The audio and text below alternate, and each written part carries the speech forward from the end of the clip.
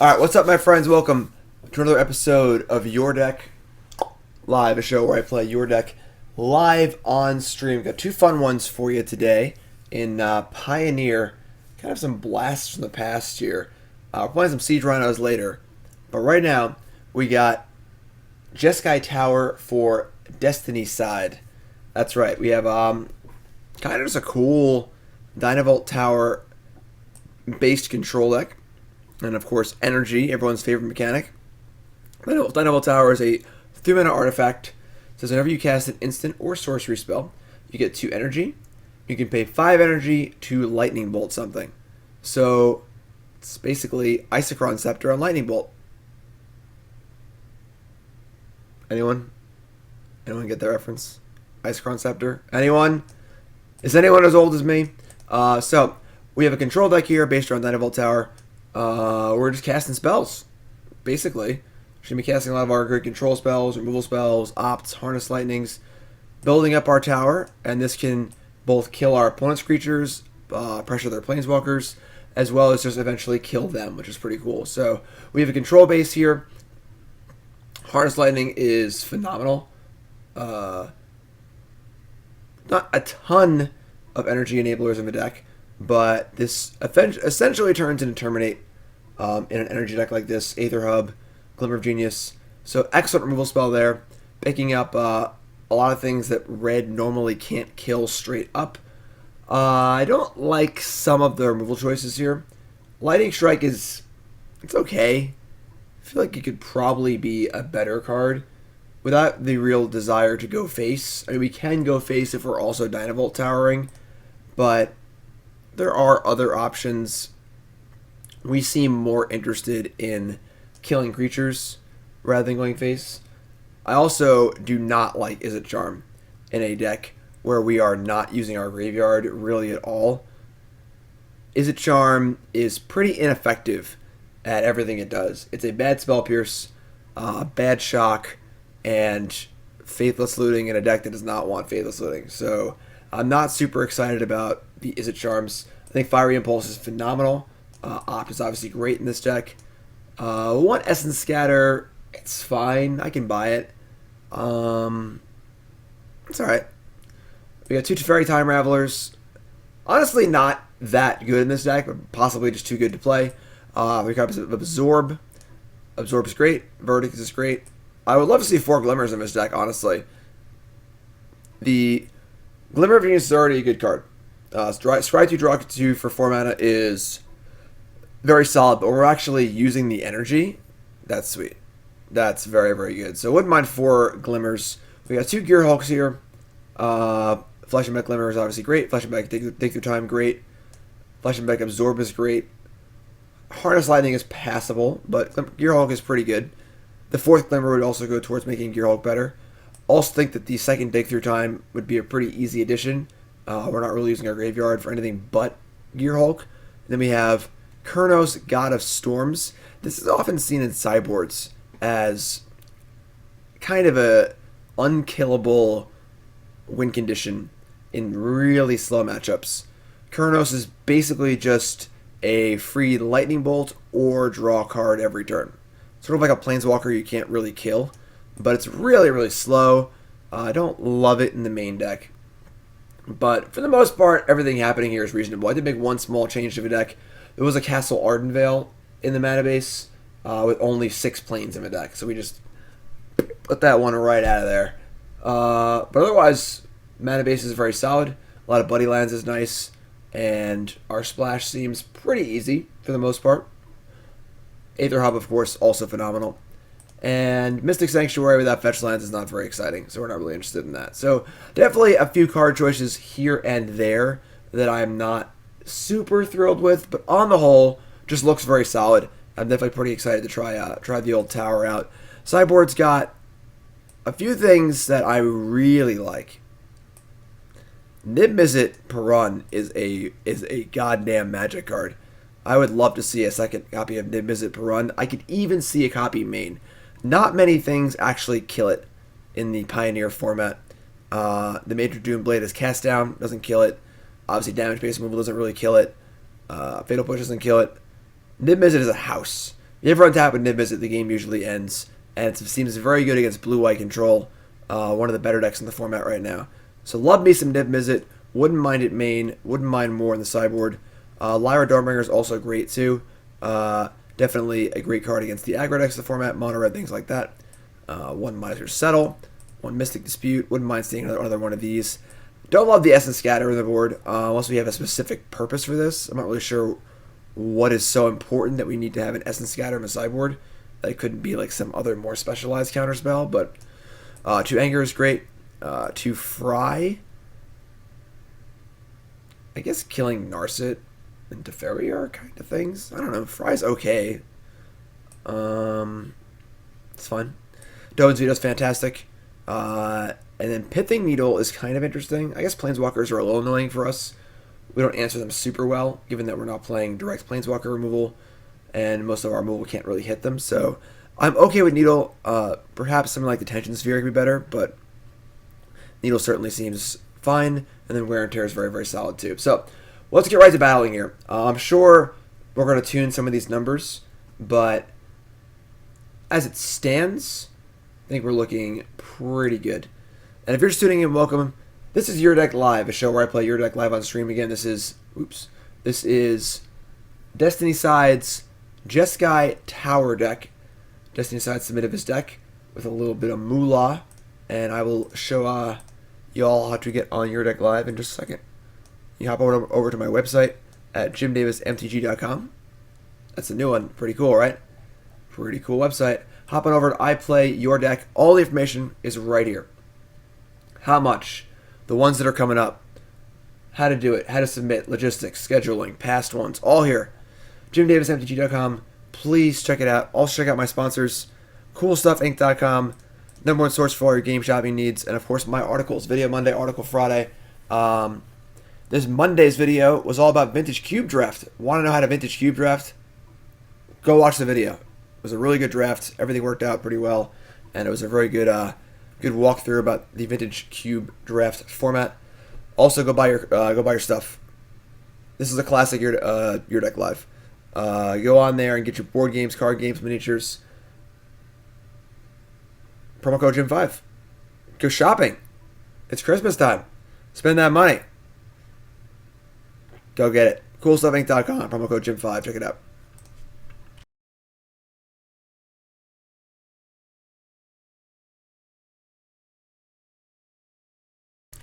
All right, let's go. Hope they're playing creatures.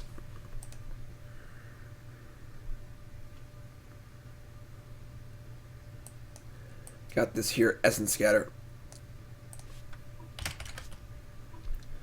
Uh-oh. What's up, Power Jack? All right. Well, we could be in a little bit of trouble here. Now that we are higher level friends on Pokemon Go, I thought I would ask. Do you play with your family or is it a solo thing? What's up, Lane the Main? First of all, 9-month resub. Name our sub baby, please. Thank you. And it's funny, actually. My Pokemon Go account started for John when the game first came out. And the account name was John, Jim, and Toots. So John, Nicole, and I could all play together on it because John wanted to play Pokemon Go. I knew nothing about Pokemon. Just downloaded it and started playing. And eventually, Nicole got her own account. Then eventually John got his own account. And then I changed the name to Jim Davis MTG. So the initial goal of Pokemon Go was to play with the three of us. And yes, the three of us all play together. John names all my Pokemon. In fact, if you would like to see even names of my Pokemon that John has named, I would be happy to show you. If I see enough hands in chat, I will do that.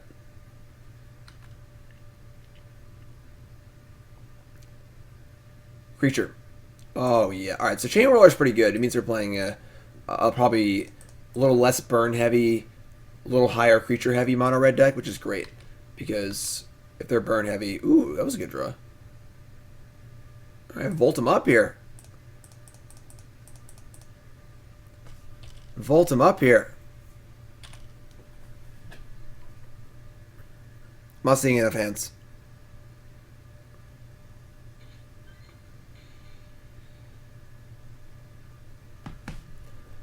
Chain Whirler again. Great. Things that we can kill are nice. It looks like they're playing the Rakdos vehicle deck, actually. So, there's definitely a distinct lack of a Braid in this deck. That is definitely a card I am missing a little bit. Alright, so we get our first energy off Opt. Would love to draw a removal spell here. No, it's Vents, bottom. Dig through time. That is not ideal.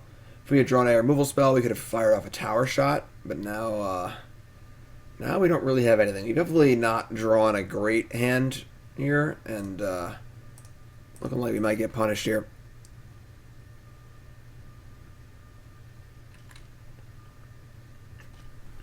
Alright. We have Big Papa, the Snorlax. Womp Jr., the Snorlax. Jim, it's almost been a whole year. Mr. Lazy. That's a Wobbuffet. Oh, wrong way.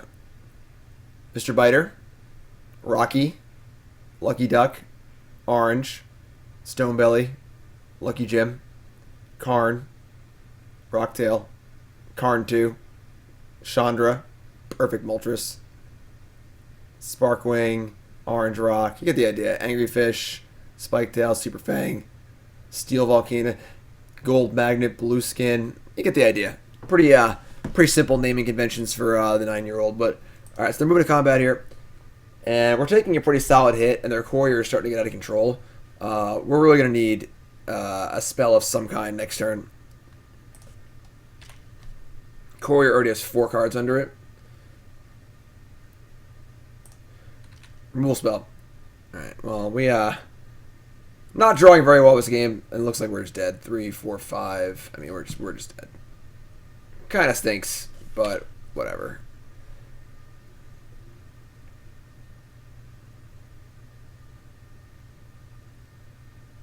Look, I don't name the Pokemon. All right, I named 1 or 2 of them. I think Big Papa was actually me, but the kid names the Pokemon. I just go along with it.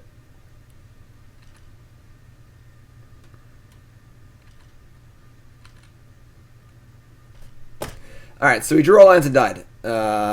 Obviously not a very fun game of Magic, but that's okay. That's okay.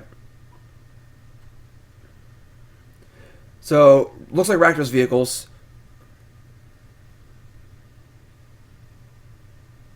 Again, I'm a little missing a Braid here.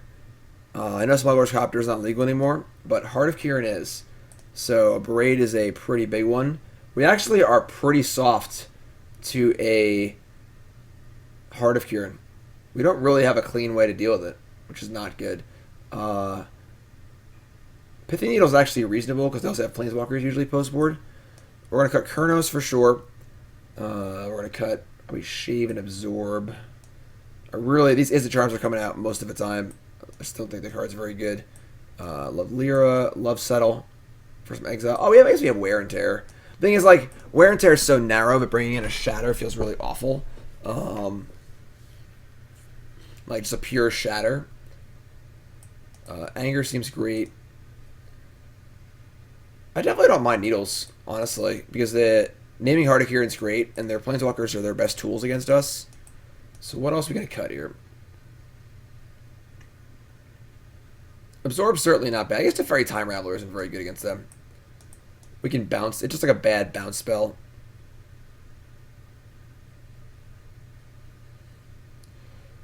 I honestly don't think that that Verdict is very good against them. I'm actually going to leave an Absorb in and cut a Verdict. They're going to have like vehicles, Planeswalkers, Scrappy Scrounger. It's not super exciting. All right, let's try this. Just draw some more spells this game, you know? Separator, how's it going, everyone? Welcome, welcome, welcome. Your deck live. Jeskai Tower for Ethno 1337.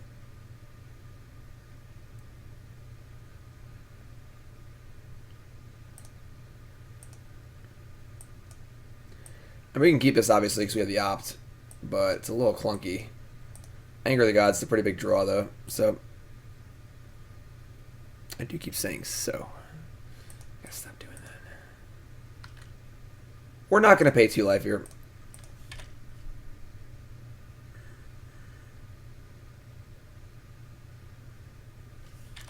Bomat Courier. Do love me some Bomat Courier. Lyra Dawnbringer. Alright, I think we have to top this.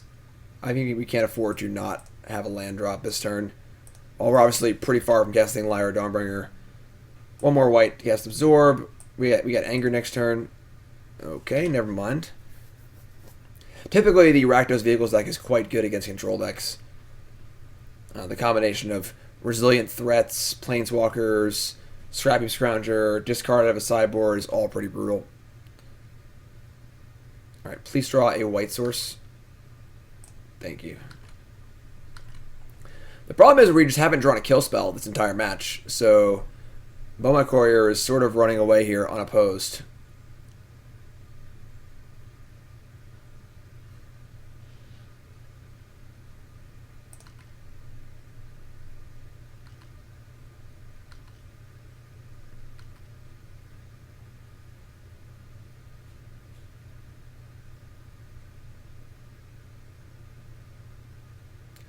Probably countering almost anything here.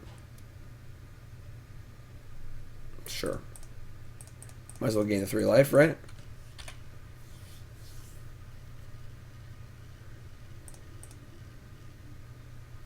Well, that's the land for Lyra. I don't know if they would leave Disintegration in the deck or not, but we're about to find out. Wild Slash me. So they left Wild Slash in. That's interesting. We're Kindling Phoenix. We also don't have an answer to that card, really. We have Settle. I suppose we could, like, double shot it with a Tower, which is honestly pretty reasonable. But, alright, I mean, Godspeed us. Godspeed you, Lyra Dawnbringer. That's true. Anger kills it. That's true. That's true. Fry. They brought in Fry. This is the only card in my entire deck that Fry kills. Hope I draw more of those.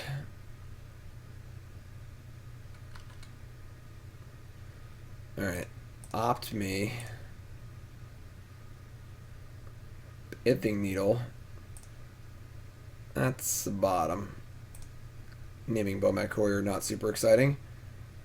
I guess opt me again. I mean, if we find an Anger here, that would be pretty nice. I only have 2 Angers.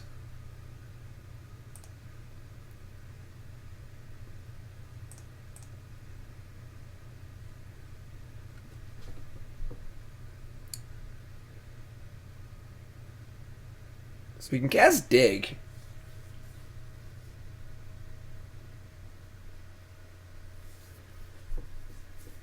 We have Absorb up, but it's not very good, obviously. I mean, we really would prefer this not to get to 6 cards. They have 2 in hand. So if we're able to kill this in their draw step, they would have to discard 3 to draw 5, which isn't, like, the worst, I suppose. Alright, we're just going to dig. And we have 3 copies of the 1-mana Lightning Bolt card, Fiery Impulse. Or we have 5 lands, Pithing Needle, Dynavolt Tower. Really just killing me out there. Alright, I guess we're going to take the Needle, and we'll just play Needle, and we'll name Bomat Courier if they don't sack it response, which they probably will. But not a great answer here. Don't love these Needles.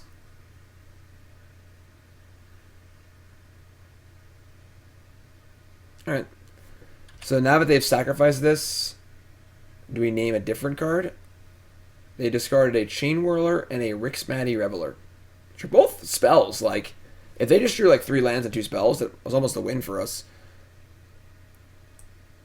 Kind of want to name Chandra Torch Defiance. I guess Heart of Kieran's also reasonable.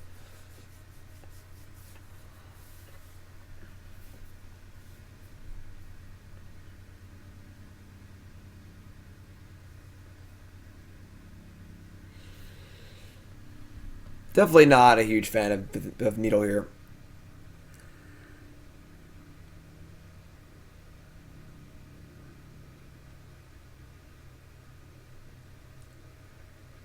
suppose naming Scrappy Scrounger also isn't unreasonable. That card is very annoying to deal with, and they definitely have 4 of them.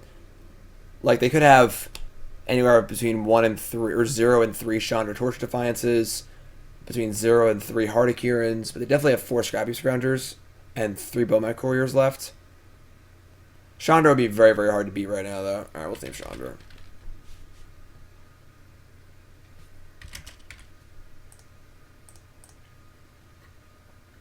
I mean, it killed the Bowmat Courier, so it's not the end of the world. It wasn't, terrible, but it killed it to the tune of them drawing 5 cards. Ah, yes, the old foreboding ruins.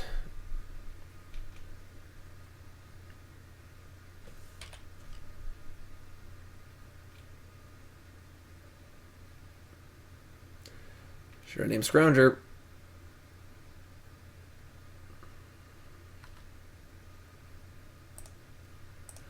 Alright, so get the tower up here. And then Harness Lightning. And then next turn we have Glimmer. So we add the tower online. We're just like probably too close to dead at this point for it to matter super much. Kill this for 3. We get 2. We kill Courier. It's only 2 and 2. So we just kill the Phoenix. And we can kill it again on our turn. Yeah, we're in pretty big trouble here. It's going to be hard to get out of this game.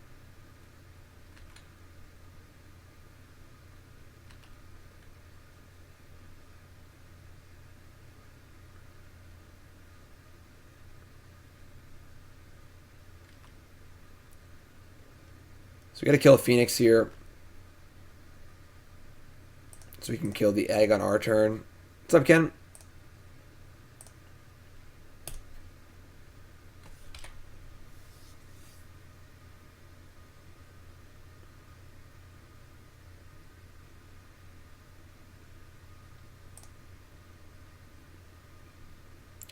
We go to 3. I don't know how we come back in this game, honestly. We need to draw a Glimmer. We need a Glimmer into a removal spell. The problem is Scrounger just comes back anyway, so we don't really have any exiling or removal. No Magma Sprays, no Lava Coils. Definitely a major, major concern.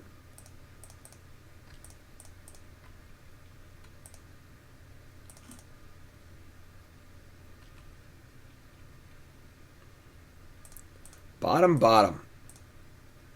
And no Fiery Impulse. Alright, so we're seeing some issues right off the bat. Obviously, we didn't draw very well in that first game, but Scrappy Scrounger is a huge problem. Kindling Phoenix, a huge problem. No exiling removal is a problem. Definitely something we need to address for sure. Would Soulfire Grandmaster be a thing? Not really. It's pretty expensive. I do love the towers, but we really got to make sure we are maximizing our early spell usage. I like Fire Impulse a lot. These Lightning Strikes are not super exciting. I almost think that the Lightning Strike that exiles from the new set, it's like Scorching Dragonfire or something like that, would be much, much better. And that answers Scrounger or Kindling Phoenix. We're very rarely going to face, I think, with Lightning Strike. We can go to face to help Dynavolt Tower, but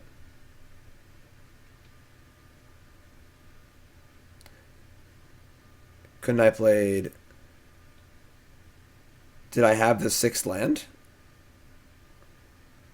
What's up, MTG? What's up, Destiny? How's it going, my friend? We couldn't cast the removal spell off the dig through time, though. And we wouldn't have had enough energy to kill something, right? Slightly awkward hand here. I think we can keep this, though.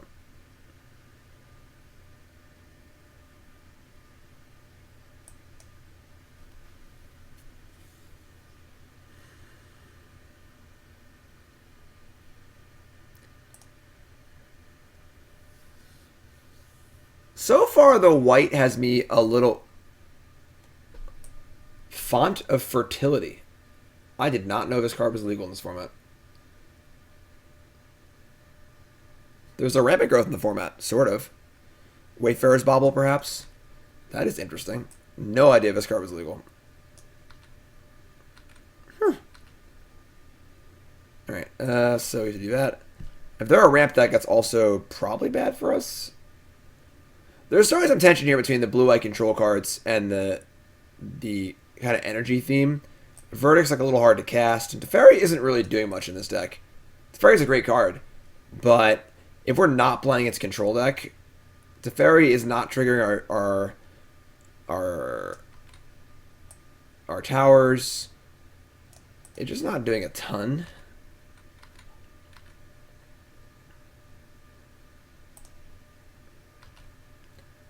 Yeah, Font of Fertility is like pretty reasonable. There are not a lot of good 1-drops. Just actually rampant growth. This is going to be really hard. Nissa Vastwood Seer. Added white for Supreme Verdict. Verdict is good, but it's hard to cast. Lightning Strike. I guess we're going. I mean, I don't want to Teferi bounce Nissa. I'm gonna leave Absorb up too for our promise. Alright.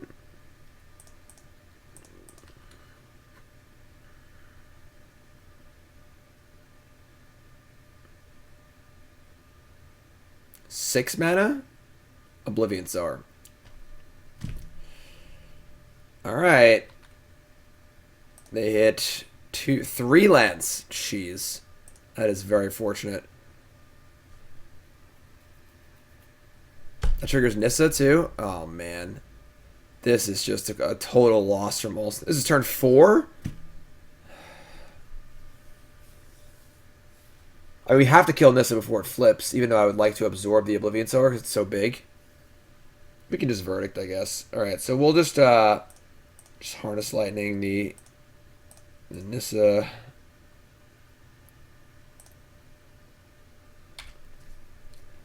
Oblivion Sower hitting 3 lands is well above expectation. They're just going to cast Ulamog next turn, probably. They'd have spells to cast off of it? Oh my god, how lucky. Oof. Why would we strike over Harness Lightning?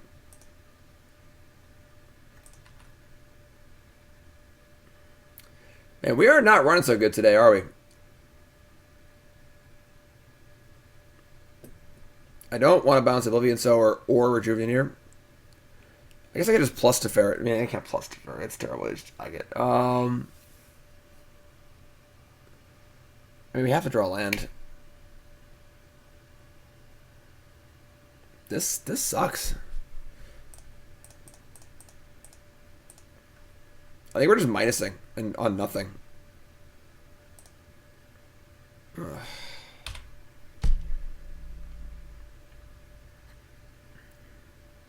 I mean, they're just going to cast Ulamog this turn anyway, or World Breaker or something.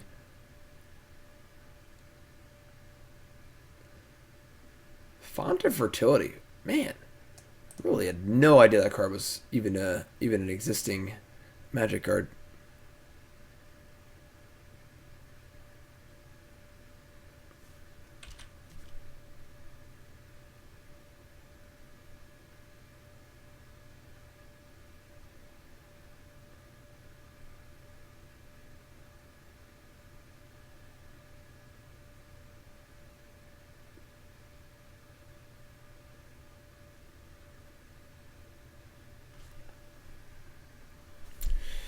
Typically, these ramp decks are going to be very, very good against the control decks of the format. They have Ulamog in their hand. Alright, yeah.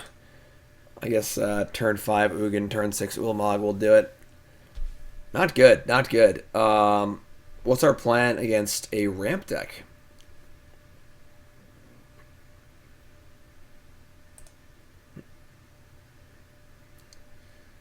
Don't really have one.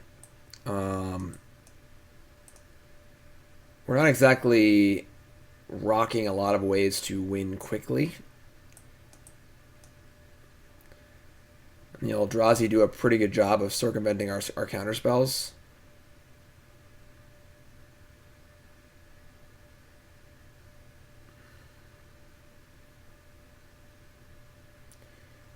I mean, Lyra also lines up pretty poorly against World Breaker.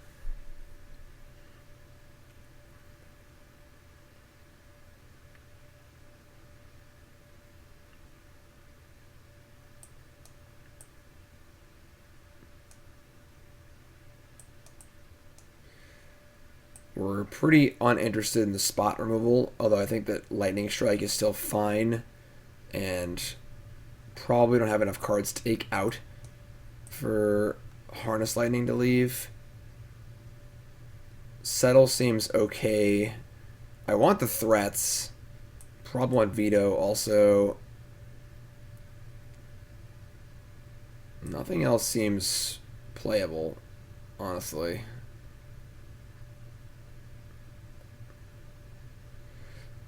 This Essence Scatter is okay. Oh boy, because like the Oblivion Sower is still a 5/8, which is a pretty huge creature. All right, we're gonna try this. I think that having some sort of more aggressive plan in the sideboard is definitely a nice thing. In Modern, we would use a card like Geist Saint Draft. In Pioneer, it might need to be like Goblin Rabble Master or something like that. But some way to win quickly in matchups like this could be huge. I guess Needle's actually fine. Needle hits Ugin the Spirit Dragon as well as a few other things. Let's cut, I'll just cut this Scatter in one of the verdicts. I mean, Keranos is also really bad.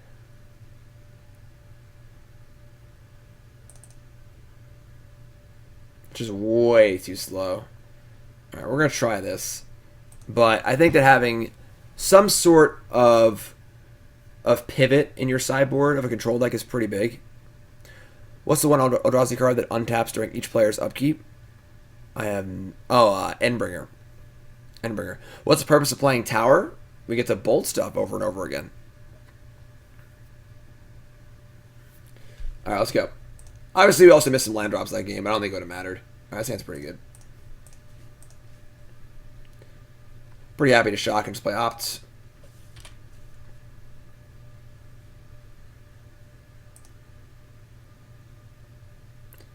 A Boreal Grazer. It's no Font of Fertility. It's no Font of Fertility.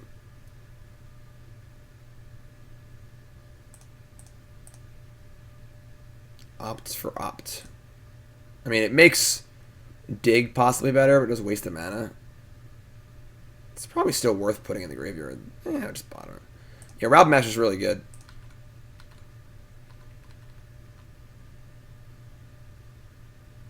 Why is Brimaz not seeing play in Pioneer? Why would it see play in Pioneer?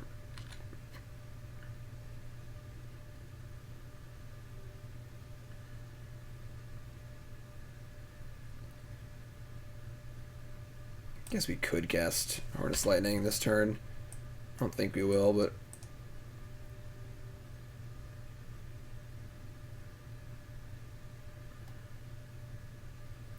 Alright, I mean, these Grazers are great because they're just going to run out of land drops.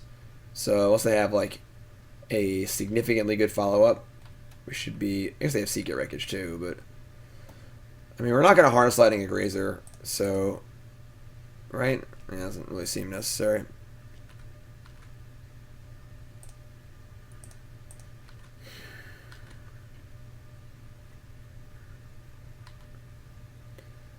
No ham, if you're tuning in, welcome to the stream. My name's Jim Davis. This is a Your Deck Live, a show where I play Your Deck live on stream. This is Ethno 1337's Pioneer Jeskai Tower deck. And so this is Ethno's deck. The ability to recast Lightning Bolt over and over and over again is quite powerful. So definitely a nice thing for a control deck to have. It's a win condition. It's a control element, so it's a powerful card. So, I mean, now that I've missed a land drop, the Grazers without card draw are definitely not super great. Alright, so we should be in good shape this game. Just gotta get ourselves up to the old Niv-Mizzet and let her rip here. Pithing Needle, dig through time.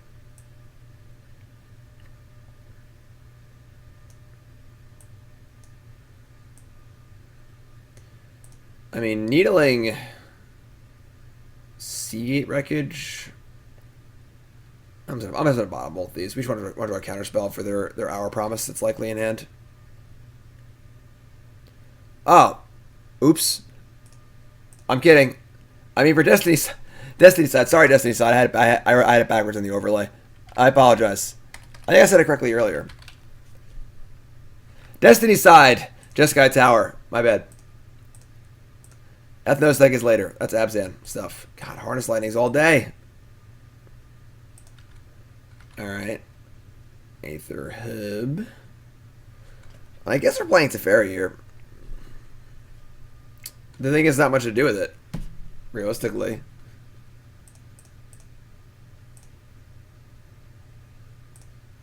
But you're probably just gonna bounce nothing and draw a card. Oh, actually, they don't have any green, which bounce fertility. That's great. That's actually awesome. Obviously, you normally wouldn't want to bounce this because they would sacrifice it in response. We don't have any green mana, so that's fantastic. Opt is also nice. Once again, I don't think we're going to cast Harness Lightning, but I don't mind shocking off of the Foundry to cast Niv-Mizzet next turn. Doesn't really matter. Alright, well, no Hour Promise is good. And they're just fonting away. Alright, we're going to hold this Opt. We want to have as many spells as possible on the post Niv-Mizzet turn. Man, we are really good at drawing Harness Lightning, which is not a very good card in this matchup. Daddy's home.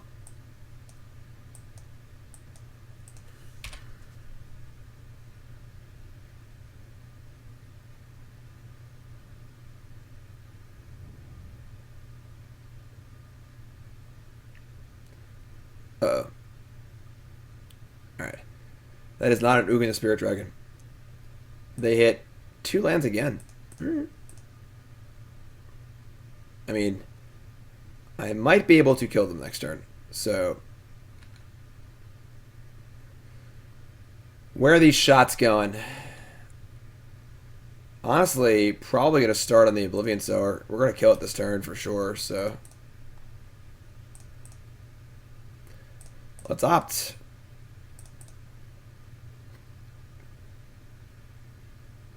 Absorb is a good draw. Dynavolt Tower is also a good draw.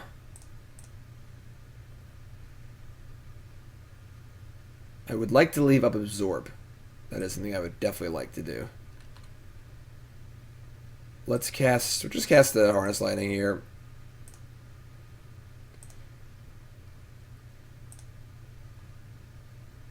Let's do Lyra. It's cool. This is fine. So, deal 4. Attack with Niv-Mizzet. Say go with Absorb up.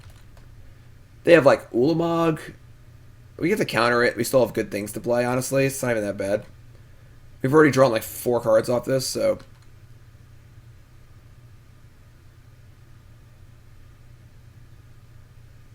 Oh, God. Alright, so they do have Ulamog. They'll hopefully exile Niv-Mizzet and Teferi. We absorb it. We just have plenty of gas behind, so...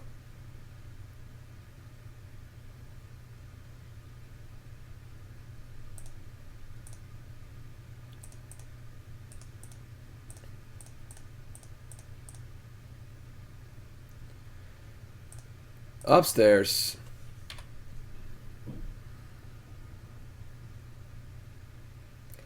As long as I don't have another one, you know, I think we're fine. Tower, Absorb, Harness Lightning. It's pretty reasonable. Not there on Lyra yet.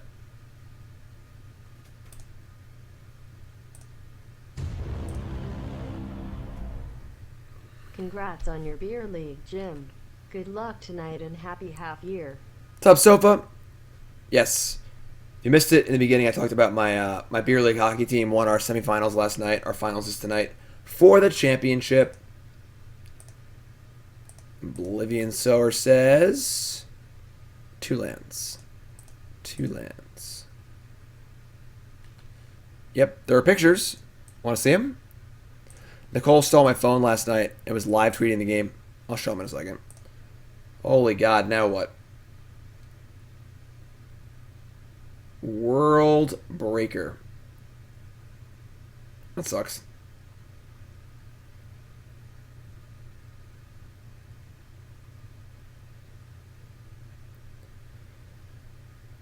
It's really good because they have a bajillion lands in play. Alright,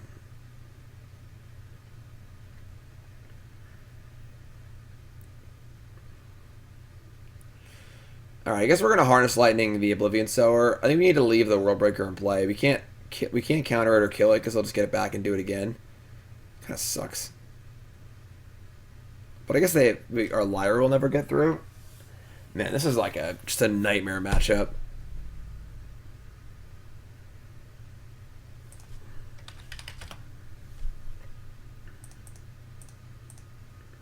If I cast this, I get 2 energy, and then I get 3, so I have 8. So I can kill Oblivion Sower and completely empty my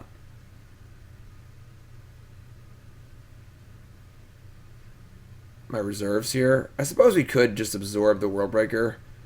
I mean, they can get it back and cast it next turn, so it's not ideal. Our Lyra's not really going anywhere. This just seems like an almost unwinnable matchup. The World Breaker, we just can't really get rid of it ever, and it answers most of our things. And Niv-Mizzet was probably our only way to really power through. Lyra's not enough, and then Tower's not enough, and then Gearhulk's not enough either. It's not too great. All right, I guess we're gonna counter this. Get our energy.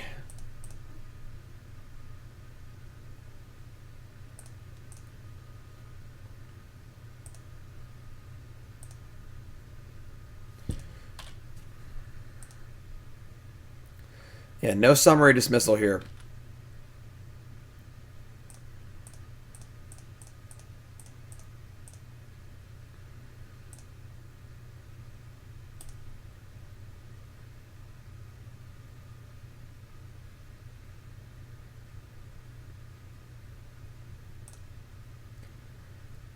We don't need shock here. We're not casting Harness Lightning and Veto this turn.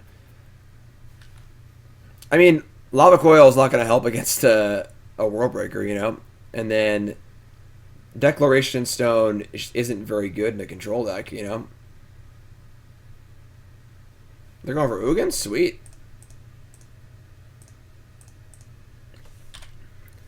They have 3, not enough to cast the World Breaker. But they have the Wreckage, though.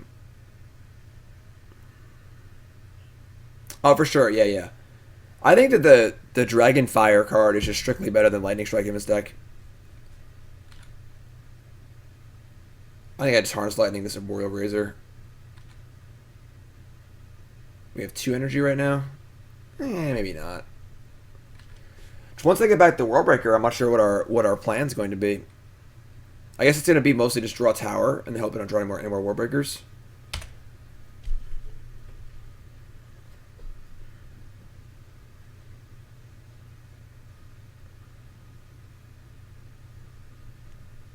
Smart. They sacrificed their Radiant Fountain to not put any more cards in our graveyard for dig. Cute. What's up, Neo?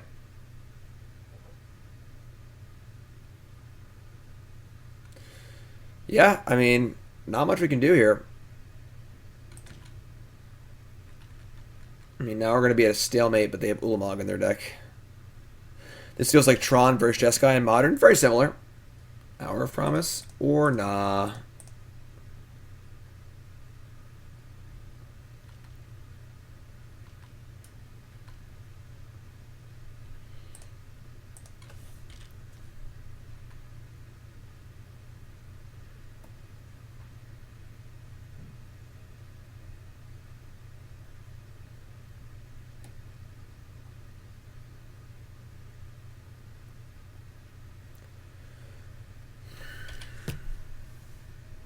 Not good. Not good. Castle Garenberg and Sanctum of Eugene.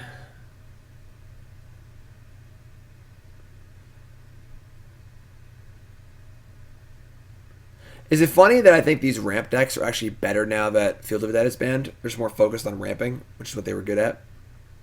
Because they were always really bad Field of Dead decks.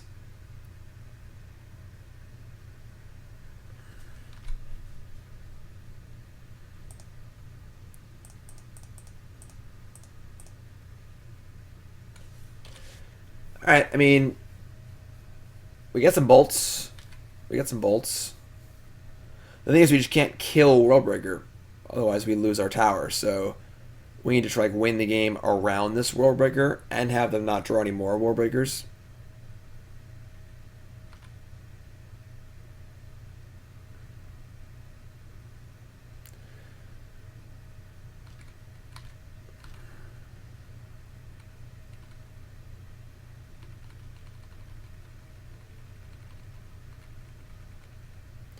Each lightning is essentially a lightning strike, so you can cast it to add 5 energy and then bolt off the tower.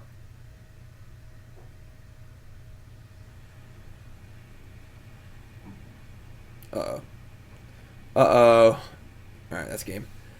Alright, now they just sanctioned for Ulamog and the game is over. Alright.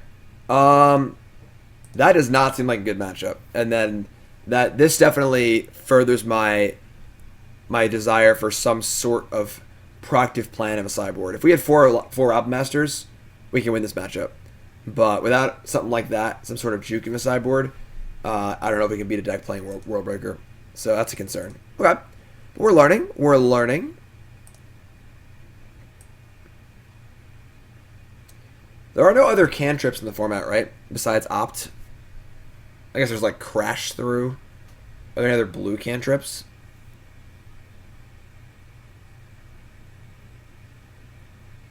Quicken? Don't hate that. Honestly. Quicken, I guess our only sorcery is Verdict, but Quicken's not bad. Quicken is not bad. We just want things that churn through to make Dig Through Time better and to make Dynavolt Tower better. Well, Sensor doesn't work because Sensor's not casting a spell. We're looking for spells to cast under Tower.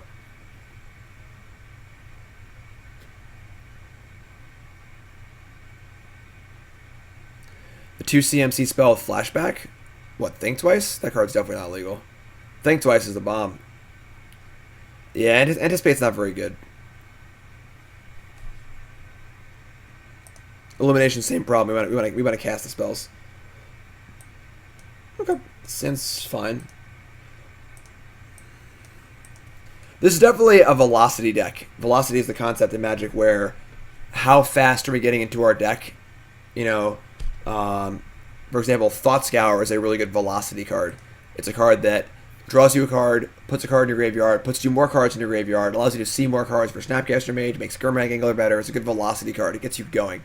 And I think that we're a little lacking in velocity.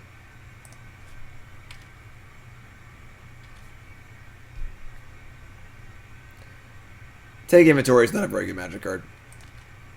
Alright, I kind of like this as a Harness Lightning target because it allows us to generate 2 energy, which is kind of cool.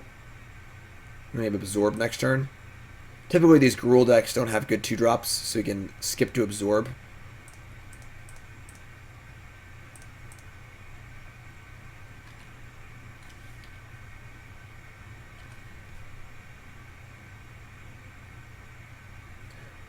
Lieutenant? I mean, that card's fine against us, but we're not going to lose to a Grizzly Bear, so...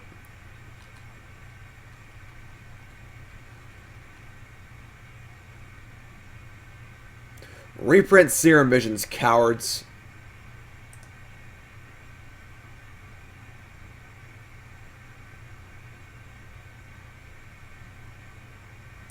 Death Mist Raptor. I also don't know if we can beat Den Protector plus Death Mist Raptor. If this was that Veil of Dragonfire or whatever that card's called. What's that card called? It's a new card. Just the Magma Spray for 3. Yikes. Yikes, yikes, yikes.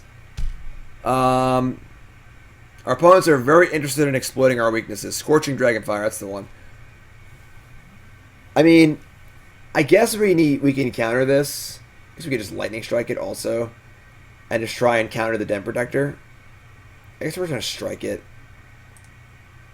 Strike me down. I'll become more powerful than you can possibly imagine. Opt? Alright, I can buy an Opt.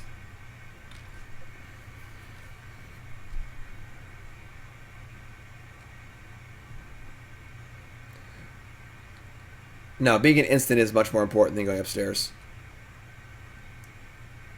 Brainstorm wouldn't even be good in Pioneer. No fetch lands. Temple of Abandon. Another Lieutenant. Alright, let's opt here. Gearhulk. Alright. So pretty easy absorb now. We have the Gearhulk.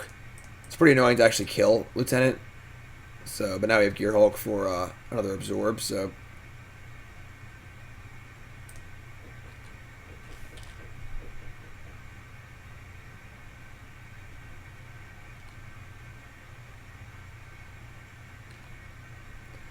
Still have 4 cards in hand here. You know, it's not an insignificant number.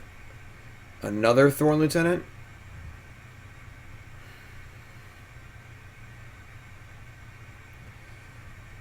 Man, it doesn't seem like our opponents are trying really hard to beat us. Like, this card's really good at spot removal. They have Death Mist Raptor. So our opponents are definitely bringing their A game today with mono cards that are good against our deck. But that's okay.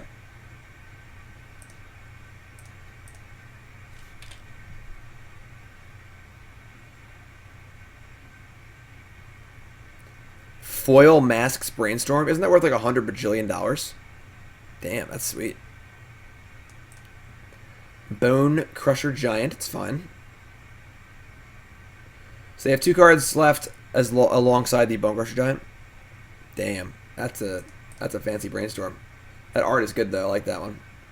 I use Ice Age ones though, and they are really beat up.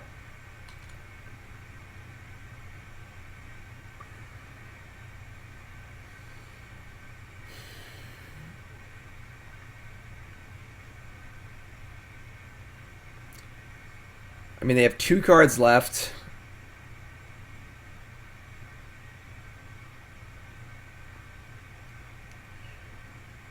We probably just want to cast the Gearhulk. I want to get the Gearhulk in play. I think countering Bone Rush Giant and gaining 3 life is much better than opting. So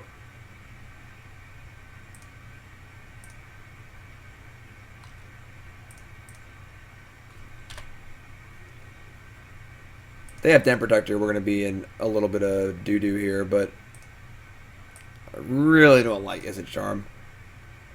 Really don't like Izzet Charm. We're going to cast it, I think, but I am not too thrilled about it.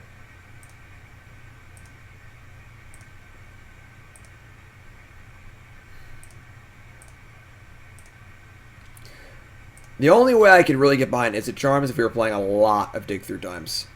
And we were just using it as fuel. We only have the 1 Dig, though, so I think Dig is a card we need to be maximizing a lot more. It's just way too good. This card's also so good against us. Alright. Xenagos the Raveler.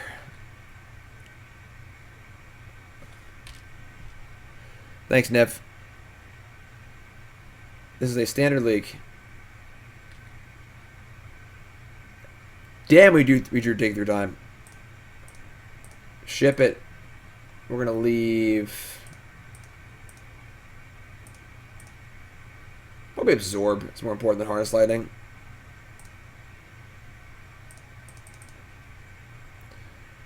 Ooh, a little Verdict action. Actually, I don't want a Verdict here. I think Harness Lightning, Fire Impulse is pretty great. We just Impulse the Mystic, kill the Xenagos.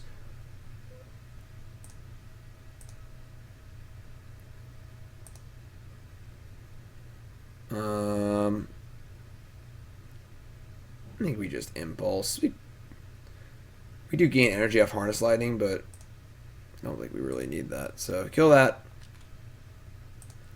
Kill that. They have 1 card left. They are approaching Lieutenant Pump range, though, which is a little scary. Oh, God. Why would they so aggressively do this? Listen. They're them. I'm me. We all make our choices in life.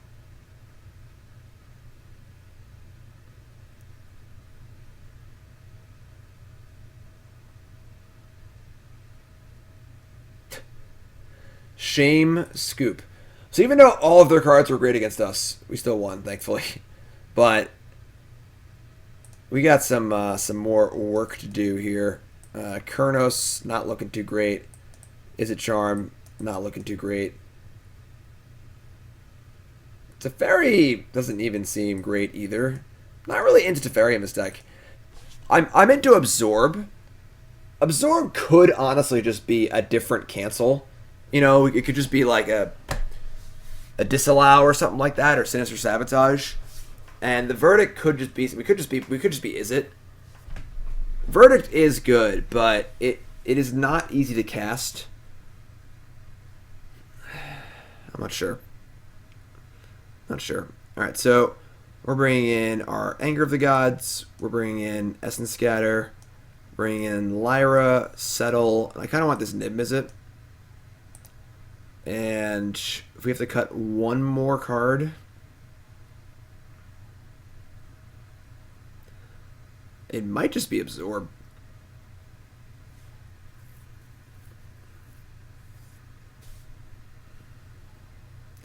Maybe I actually don't want Niv-Mizzet.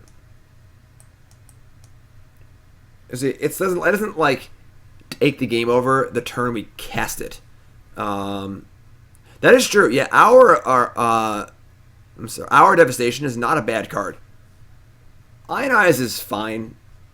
The damage is not super relevant, but our Devastation is a real Magic card, especially because we're not playing Planeswalkers. That's a card. That's definitely a card.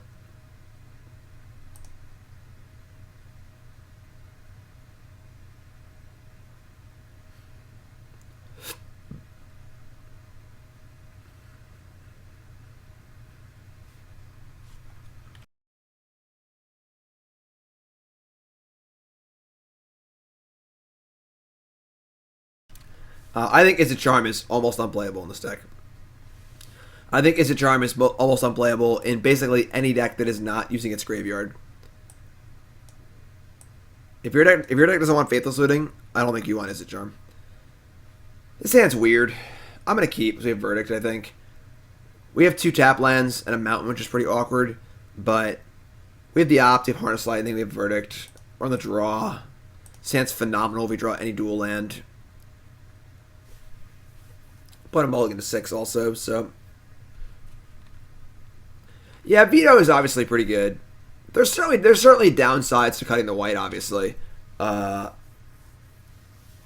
can even, like, if you were, like, green and splash for, like, Growth Spiral, Reclamation, it could be kind of cool. Like, there's certainly other, and then Attune with Aether also. There are certainly, that's a good velocity card. Certainly other options as far as the splash color that could be easier. All right, we're gonna just opt here. Nah, we can't cut Verdict. Verdict's just too good. And I don't think Niv is good, so. Do I have any decks based around Dreadhorde Arcanist? Not currently. The best card ever printed? Right, bottom of the Gearhulk. Dynavolt Tower? Man. Alright. I think we're just going to play Tower and set up for a Wrath next turn. Let him get a clue, whatever. Getting Tower in play ASAP is pretty important. And if we just, like, Impulse or Harness Lightning the tracker of his turn, just like a really bad tempo play, just give him a clue, whatever. It's fine. This also might make them play to the board more for the Wrath.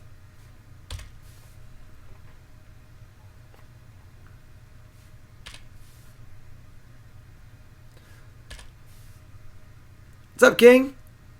Tough start today. We played against some decks that were really good against ours. This is your deck live. And then some things we're feeling the deck out a little bit. That's pretty bad. Some things I like, things I don't like. We're gonna work on it, you know. I mean, now the good thing is now we have our Tower to deal with the Chandra, which is the important part too. So, okay, we're gonna get 2, 3.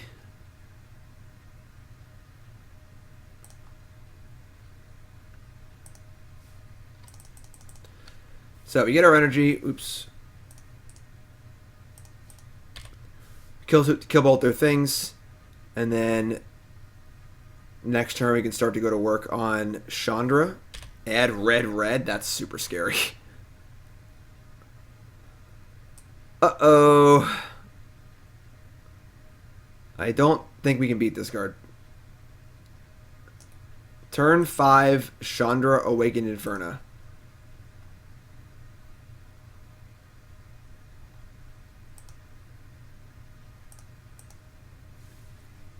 I don't think we can win.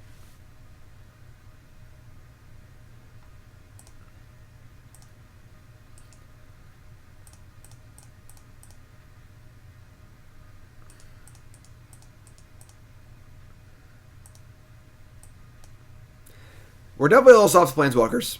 Definitely a little soft to Planeswalkers.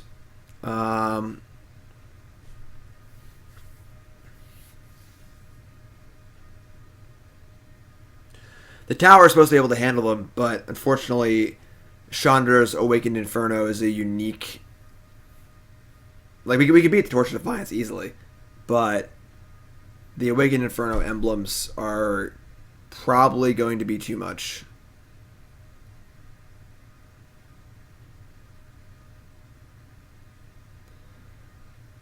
I mean, we played a land. I guess we just say go. I don't really see a reason to main phase the Glimmer.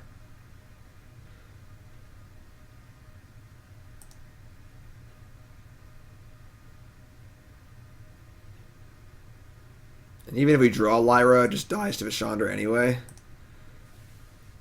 That's tough. That is tough. Yeah, Chandra's defeat's got nothing on Chandra's Awakened Inferno. Chandra Awakened Inferno. That's a card. That's definitely a card. Lieutenant. Yeah, we can't beat 2 emblems. We can't beat 2 emblems when you can't remove the Chandra Inferno anyway, so... The Elder Spell? I mean, if you can guess it. Yeah, Awakened Inferno is really big. It is a 6-mana Planeswalker, you know? Alright. The problem is we can't even counter that one, obviously.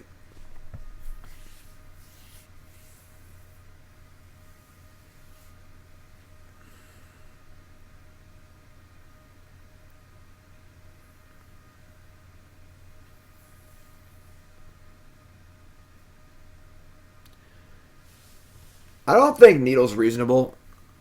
Like, how many Awakened Inferno do they have? 1? You know, like... And then Chandra Torch of Defiance is definitely super beatable for us. That's not really that big of a problem. We can counter it. We can Dynavolt Tower it. We can attack it. The Awakened Inferno is the real bad one. The problem is the Awakened Inferno can just kill Niv-Mizzet. And the thing is, the Needles don't do anything unless they have the Planeswalkers. So we might just stand pat here.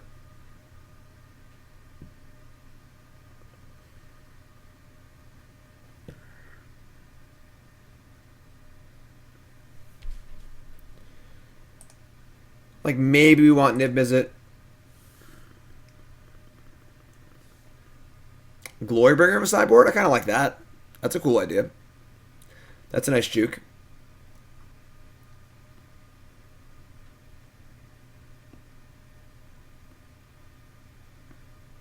I mean, turning off Thorn Lieutenant is not a good use of a Magic card. I kind of want this Niv-Mizzet.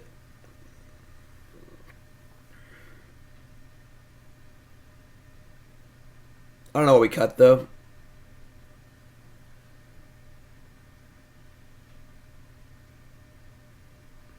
Maybe we do got a Verdict on the play. You're gonna spot removal. Yeah, I'm not even sure if Verdict's good in this deck, because the problem is Verdict's really good in like blue-white control, where you're kind of leaning on it. You're not playing as much removal or as good of removal, and you kind of lean on the Verdict to mop up. We're the opposite. We have a ton of cheap spot removal. So Verdicts don't play great in decks that have tons of cheap spot removal because you want to kill their stuff up the curve. You don't want to let them build a big board, you know? So, sounds good.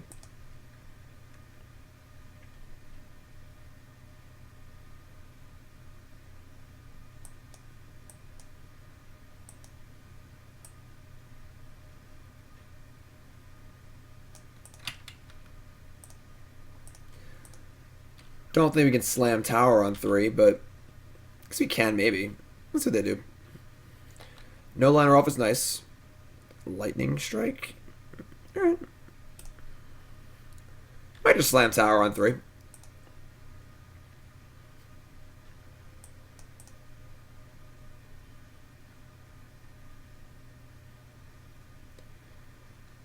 Definitely an annoying card for our spot removal deck. What's up, Mikey?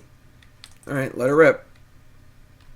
I don't think any of the truly scary cards are coming down on turn 3, so I don't know what they can play on turn 3 we can't just kill, so Rex Sage away. What's up, Mikey? Happy holidays, everyone.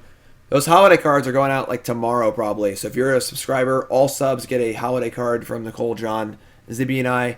Please fill out the form in the Discord by tomorrow if you'd like to get one of those. There are a lot of them going out. We're at like 250 cards already. We had to reorder more of them. So sign up as soon as you can. I believe Nicole and I are doing that tomorrow. How is it sunny and snowing at the same time? Up.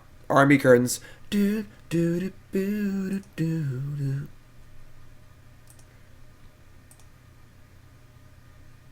Coming in.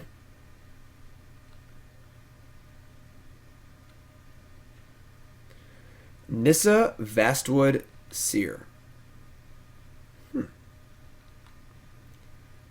mean, I'm fine with the little harness lightning here. We might also have interest in killing this Llanowar Elf to deny them a Chandra's Awakened Inferno next turn.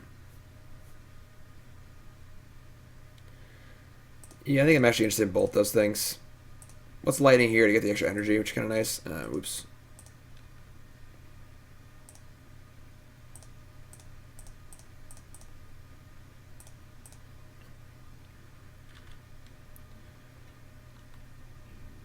My sub ran out in October and I'm still in the Discord. You probably shouldn't be, but I mean, if you're over Discord, you're over Discord, you know? Alright, so we gotta draw some sort of action here. This is kind of what I was saying where like we're lacking in velocity. We're here, we drew an extra land or two, but we're kind of like, you know, I think trying to maximize dig through time is a really good goal for this deck.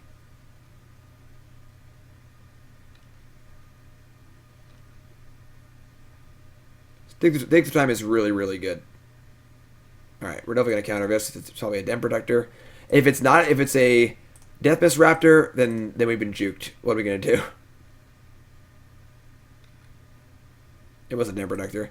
The old, you morph your Raptor as a bluffed for Den Protector. That was a fun standard. Marty! Oh, yeah, it's not even that good. It's still fine, but this is 8. This costs 5. No Chandra's Awakened Inferno, please. I mean, Okara, it's supposed to be a perk of being a sub. I don't want to, like, ick you out, but, you know, it's supposed to be a benefit for the monetary compensation. Alright. Well, we have no 1-mana spells that can deal with this one at the moment, so we're just going to take a nice little hit here and probably look for a Supreme Verdict off our dig through time. His dig through time is so good. Alright, we're going to leave Harness Lightning. I think that's more important than Absorb. If you draw a Gearhulk. There's the Verdict. And I kind of like Opt. Again, just velocity with the tower in play is so good. Alright.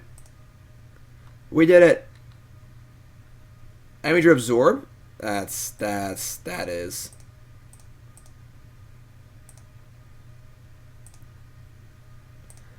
It's all coming together.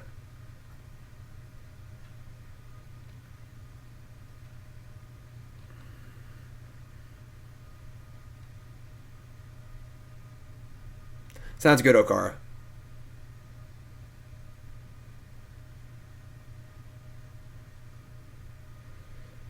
Chandra, Torch Defiance. Light him up. We could just tower it twice, actually. We just tower it, unstep. Yeah, actually, this is fine. We have 12 energy in the bank here, with more on the way.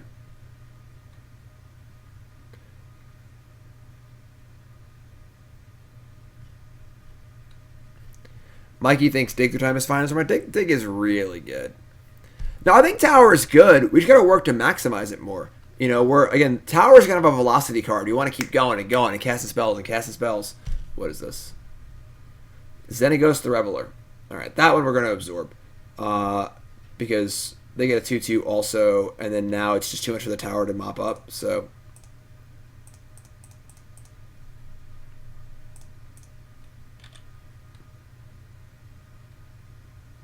I also think that the idea of going green for a Tomb with Aether and Growth Spiral is also pretty nice, too. Essence Scatter, sure. Let's just give him the old opt. Just see what's up. Oh, yeah. Oh, yeah. Let's go.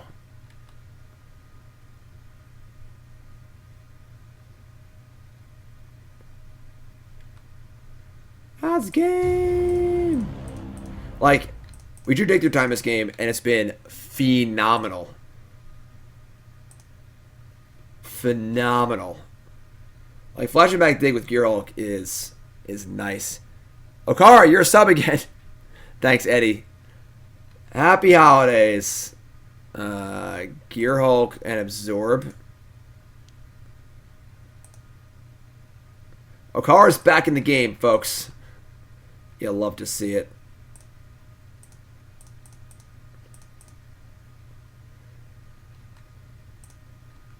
I think this game is pretty over. Izzet Charm just isn't good. It's because the problem is it's card disadvantage. It's just Faithless Looting. You don't play Faithless Looting in your fair deck. You know, it's just spend a card to lose a card because we draw 2 and discard 2. So you spend.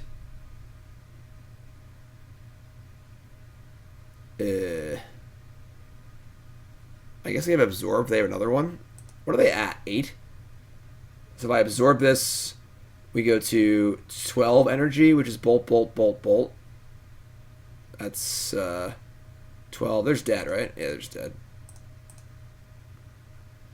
Yes, Charm is good if you are actively discarding things for value.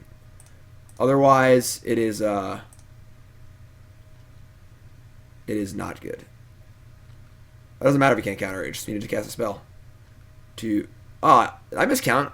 I thought it was 3 for some reason. I'm not smart. I don't know why. I blanked for a second. Thought it was 3 energy, not 5. It doesn't matter. The game's just over. They're at 4. We have Gearhulk. We have Gearhulk plus Absorb. So not even another Banefire can kill us.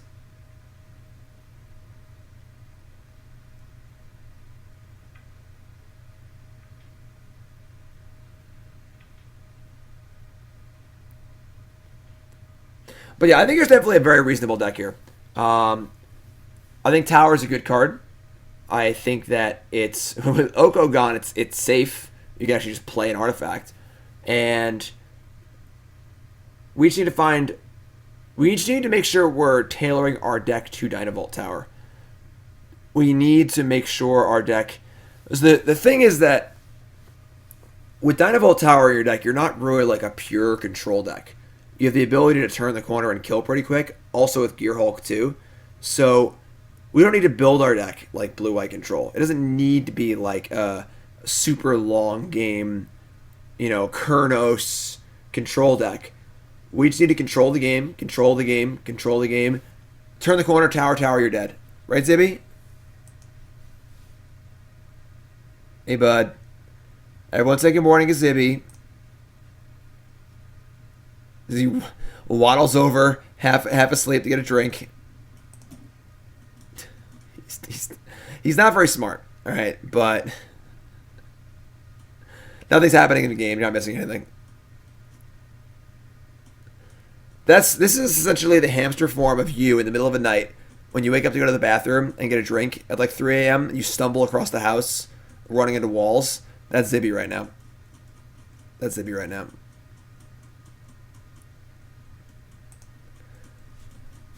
Sir says, my thoughts on the channel points. They're really cool. I'm going to make some cool stuff for it. Hashtag soon. Those that know what channel points are, it's a new feature here on Twitch on the bottom left of your chat. Basically, the more you watch, you just automatically get points for watching. And you can redeem it for things. You can redeem it for "you blew it" emote. That's the thing that I added. You can highlight the message. You can modify an emote. Unlock emotes. All for free. Just for watching the stream. It's pretty cool. Zibby. Zibby is named for Mika Zibanejad. The naming convention for our pets that have been our mascots here on stream has been a hockey player that is on my fantasy hockey team. First it was Giroux for Claude Giroux, captain of the Flyers. Then it was Burnsy for Brent Burns, defenseman on the Sharks. And now it's Zibanejad. Zibby. And he's the center on the Rangers. Zibby's the best. Giroux is great. Giroux still has the emote. Don't you think the points cheapen the experience for those who have already subscribed to you? I mean, how? You get to use their random emotes sometimes.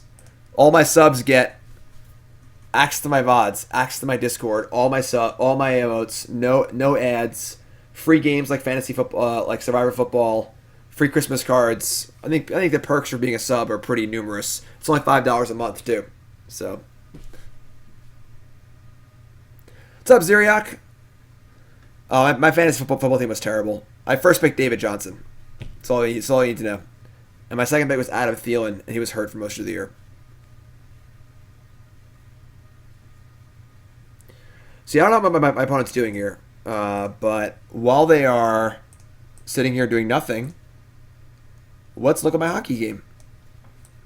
I'm in a beer league hockey. I play roller hockey, and my team had their semifinals of the playoffs last night. I was playing center. I was on the old guy line. We changed lines a little bit. My team's a good mix of like younger kids and older guys. The guy above me right here is Sean. He's the captain of a team. He's 55 years old. I was the youngest person on my line at 35. Our other winger was 38. And the old guy line had 2 goals last night. I didn't score one of them, but yeah, we won 7-1.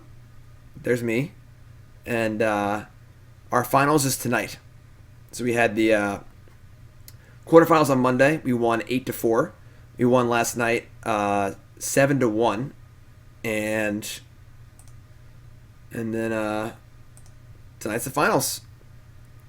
Yeah, 55 and still playing hockey is impressive. He had a goal too. Not the fastest guy out there, but there it is. 7-1, photo proof. We did not get ice cream because it was pretty late and John needed to go to sleep. But we're gonna go to the game tonight. We're gonna bring John. It's way past his bedtime, but John really wants to go.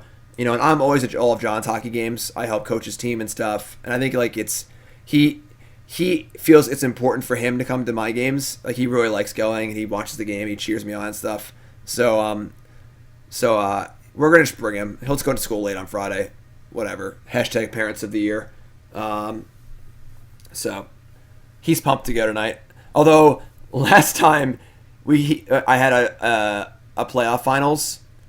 It was, I don't know, a few months ago. He came to the game and he cried when we lost. So in the locker room last night, he was like, "All right, Kennedy, our captain, was like, we got to win tomorrow so Jim's kid doesn't cry again." Magic Bro, Hockey Bro. It's basically me. I'd stream the game if we could, but the Wi-Fi in the building is terrible, so you have to settle for Nicole's guerrilla coverage. I guess they're like salting off. I don't know what they're doing. Jim D, salt and chat, please. John's working on losing. John gets upset and kind of throws fits when he loses. We've been working pretty hard on that with him. So,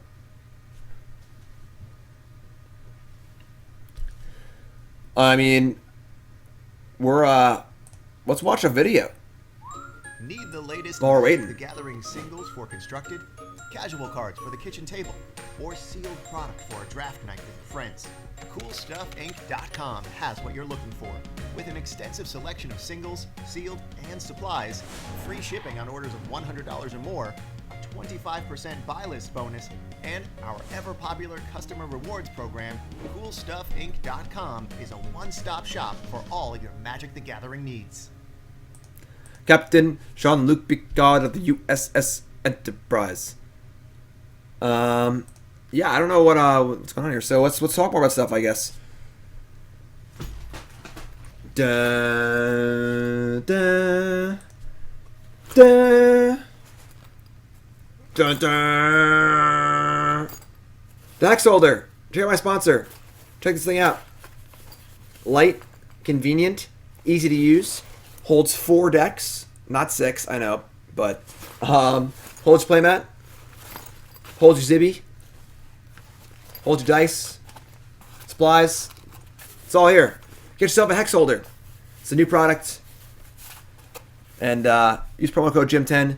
Go to thehexholder.com. Check it out. Hexholder.com. Promo code GYM10. It might be too late to get it for Christmas, but you can always do the old take a picture of it and give them an IOU. Hey, won. They timed out. Sweet, Raider. Have I seen a new BCW announcement? No, I didn't see the one today. BCW is announcing their new team for 2020, though. So far, Pete Ingram, Ross Merriam, and Daryl Ayers have been announced. It's a good squad. I know the whole squad. I'm obviously not on a team anymore because I stepped back from a team, but definitely have a good squad this year, which is pretty exciting to see. All right, so we are 1-2. We're on the board. We are on the board. Even our opponent's decks seem very good against ours, with their Death Mist Raptors and Thorn Lieutenants and Chandras and stuff. But Eli Cassis is player number 4. Awesome. Awesome, awesome, awesome. It's a somewhat new emote, Sirzar. Remember, folks, stream is brought to you by BCWSupplies.com. Go check out their Twitter. See what players are going to be on Team BCW this year. Check out the Elite 2 deck guard sleeves. The deck lockers are great. The inner sleeves are great. The binders are great. A lot of great stuff on there. Also, the card sorting tray is really cool, too. Check that out. BCWSupplies.com. Use promo code GYM10. 10% off your order. BCWSupplies.com. That's right. Check it out. And again, they're doing a bunch of giveaways on the Team BCW Twitter for their new players. So check that out, too, for some free stuff. Nah, DestinySide, don't worry. I got you. All right? We had some rough matchups. We're going to do great. Don't worry.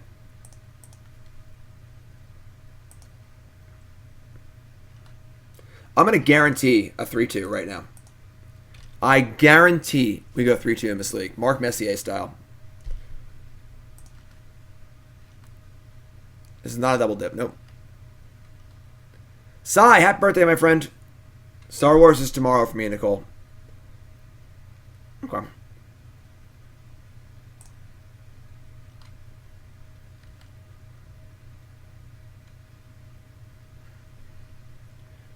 Little mono black aggro here. I imagine the 4/4 is going to be a little hard to deal with. We have our Harness Lightning, so kind of like opt here. Just look for the wild, the shock.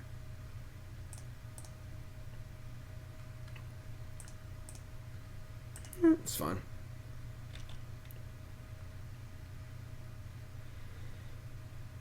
Definitely an interesting choice of it. Do we play Teferi or do we... Ooh. Okay, so they're actually like probably the Vampire deck, not Mono Black Aggro. That's probably better for us. Now the problem here is that I kind of want to leave up Absorb for Sorin, but if they don't do anything good, we have nothing going on. So... yeah, it's going to be hard to avoid social media and stuff, so... am I going to revisit the cycling deck from yesterday? Maybe. At some point. It's in my article tomorrow, so...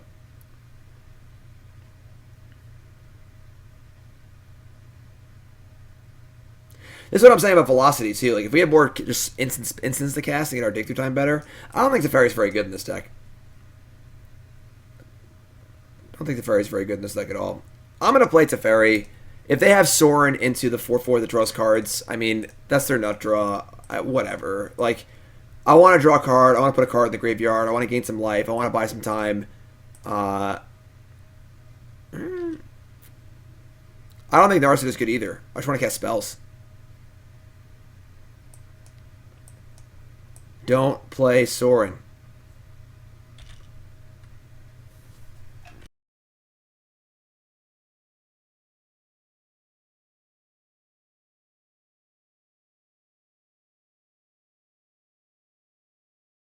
Man, their lands are good. Mutavault and Castle Lochthwain.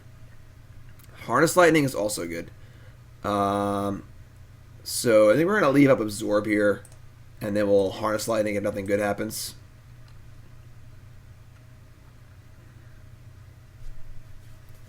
Aetherborn's a good card. It's definitely a good card. What do you think Devotion to White needs? A payoff. Cauldron familiar? Okay. Sure. Now they're going for the pump up on the knight. Alright. I guess we're just going to kill the Aetherborn. So that was the third life we lost. That's kind of annoying. Alright. It's fine.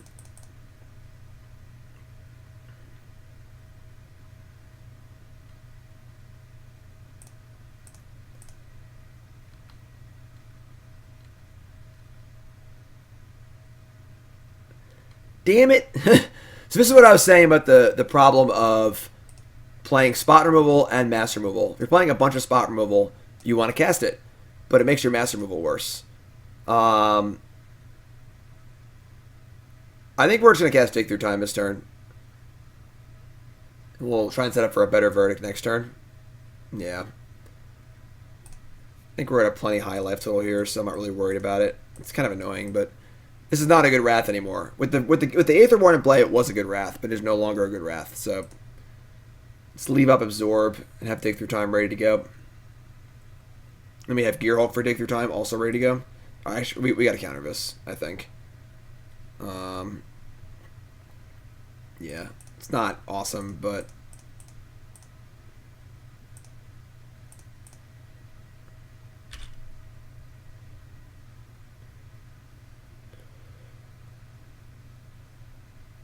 double Mutavault. Opponent's deck seems kind of cool, honestly. They gonna give me the old pump skis here? No.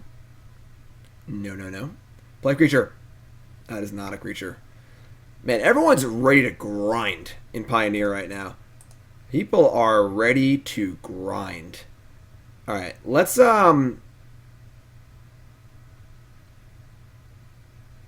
Harness Lightning the Knight and then set up for a dig. Yeah, I think I like that. They only have 2 cards left, so I'm not really scared of too much here. And then we have Gearhulk to pressure the Liliana. Or if we just find a tower, it's cool too, but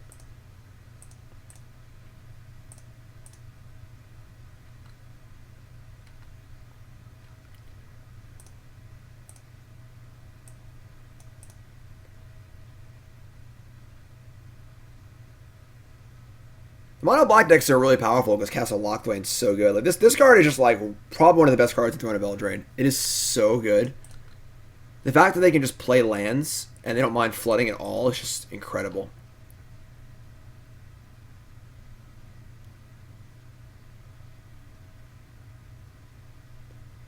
Yeah, that's what I was talking about. Sure.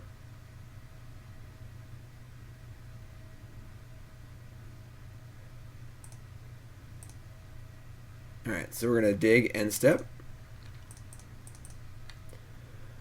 We're going to ship off Teferi, Opt, Harness Lightning. Then we're going to leave Absorb in there. We have Harness Lightning, Izzet Charm, a bunch of lands, and another Gearhulk. I would not be surprised if they have like a Murderous Rider in their hand, so I'm not super thrilled about Gearhulk. But we do need to pressure this Liliana in some way. It's probably just Harness Lightning, Gearhulk.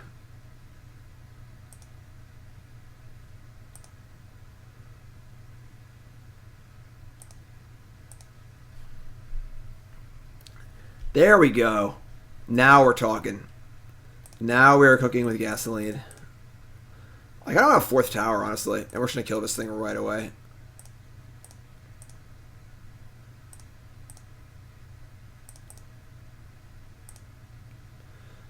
So, 4 energy. This can deal with the Liliana, so no worry about the ultimate anymore. Liliana's very good, but this is essentially answered, I think, right now. Scrounger's also very good, but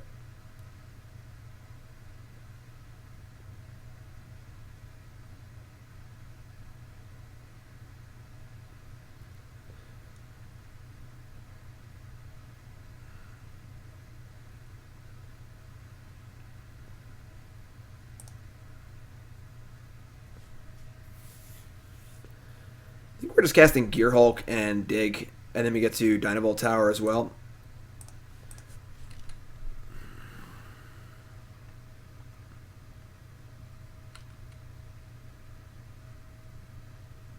They have Murderous Rider, it's pretty annoying, but we'll figure it out.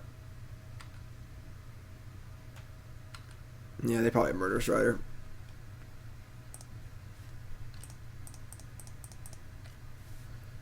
Cast Gearhulk. We could cast Harness Lightning here and be like super safe. The thing is that killing Scrounger just kind of sucks. It's just gonna come back. Obviously, they have plenty of food for it. It's almost not even worth killing. Yeah, we're just gonna dig here. We can't not dig. Let's cast Dig, and then if barring a Murderous Rider, we'll block a Scrounger, but they probably have Murderous Rider, so whatever. Then we get to tower down the Mutavault.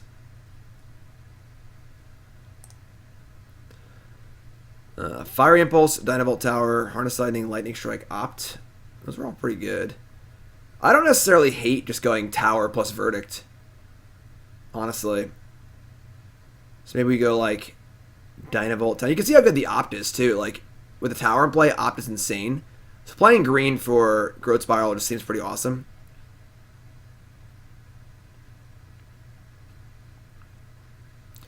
I'm wishing this Lightning Strike was the exile spell every minute of every day. And Lightning Strike can hit their Planeswalker, but our towers. I'm gonna get Tower. I'm thinking like Tower Impulse because we can Impulse and Gearhulk in the same turn.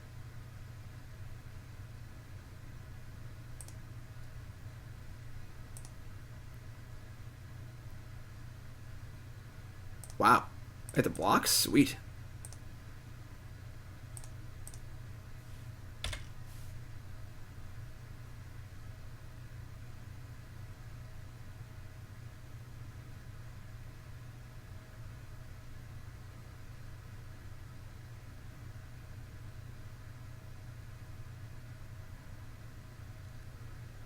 So they're going to minus Liliana and get a creature back, recognizing they're not going to ultimate anymore, which is totally cool with me. They get to Aetherborn, sure. I mean, now we're just cooking, I think. So now we get to kill this, kill Liliana, possibly kill Liliana. We could leave up Gearhulk Absorb here, or we could just play Tower and get even more energy from our Fiery Impulse. 1, 2, 3. It's kind of close. Let me just leave up Gearhulk Absorb. So just Fiery Impulse here. So we're going to Impulse this thing. We have two spells, right? Yep.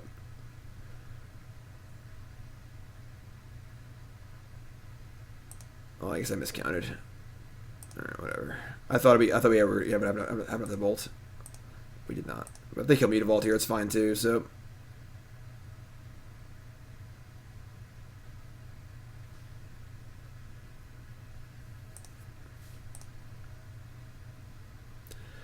Feeling pretty good about this one. Instead of Scrounger, sure. Not a problem. We can also Gearhulk back a Harness Lightning if we feel like we have to. We're probably going to. I think trying to leave up Absorb doesn't really matter. The threats are on the board right now. I just cast Gearhulk. So Gearhulk's been phenomenal.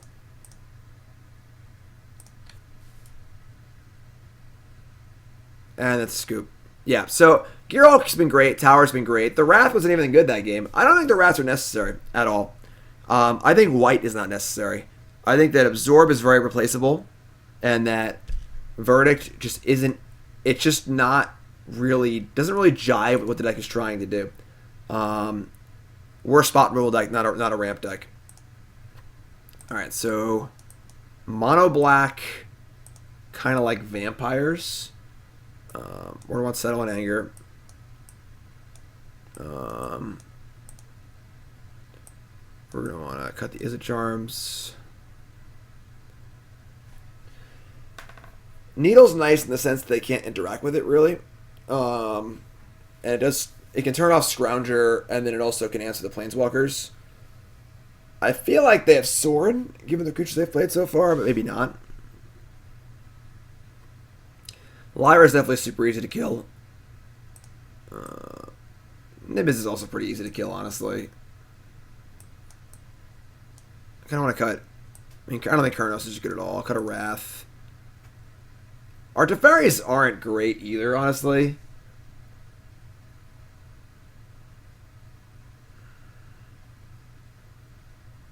Maybe just bring in Niv-Mizzet. Fry, Veto. Essence Scatters also isn't really impressing me. Lyra just dies to a lot of stuff.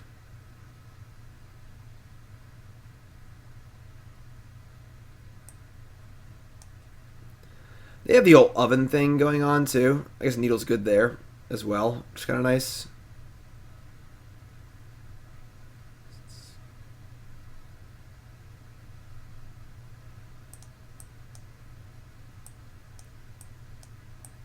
Let's try this.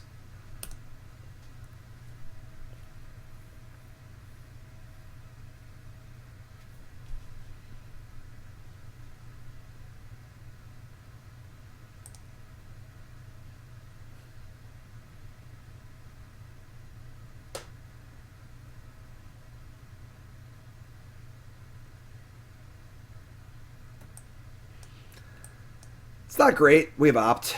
We're going to keep.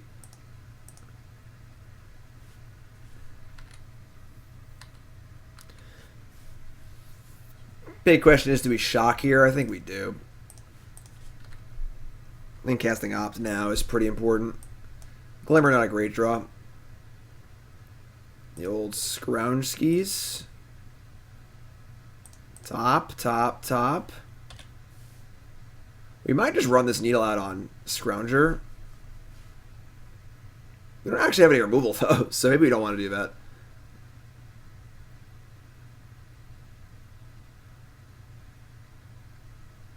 We have the Wrath, though. So if I Needle this Scrounger and they play like Liliana, we're going to feel pretty dumb. The problem is it doesn't really fit into our curve at any other point. We play a land, we're going to Absorb. We play a land, we're going to Wrath or Glimmer. Yeah, I'm just going to cast the Needle. I'm not thrilled about this, but...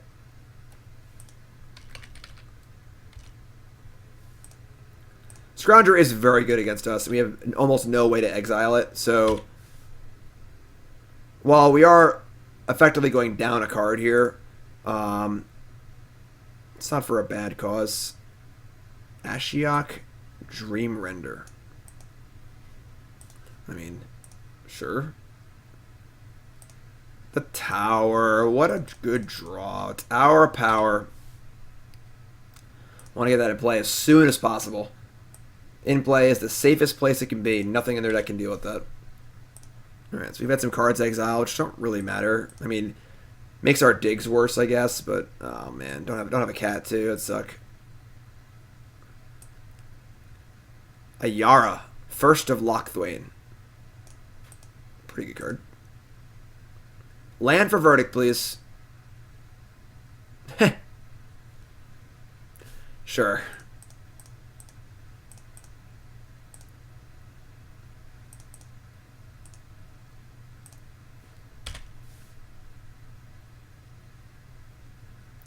They only have 2 cards left, so I'm feeling pretty good. I mean, the Oven's not doing much, and the Ashiok's doing basically nothing.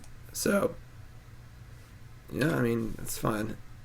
Like, the Ashiok is making my Gearhulk worse and my digs worse, but it's also just not doing anything else, so... Alright, sweet. What's good, Jim? What's up, Eric? Thanks for the resub, appreciate that. Welcome back, my friend. That's month number 2. That's the most important month, because it means you chose to come back. Thank you, thank you, thank you. Happy to have you.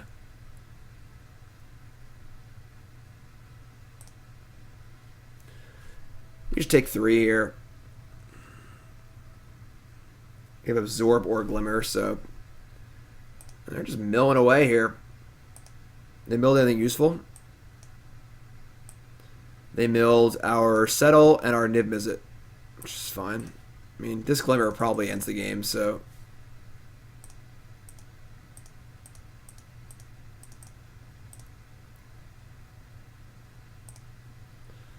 Lightning Strike, Hallowed Fountain. I'm actually kind of fine with both of those. Yeah, I'm fine with these. I want to make a land drop. Lightning Strike is fun.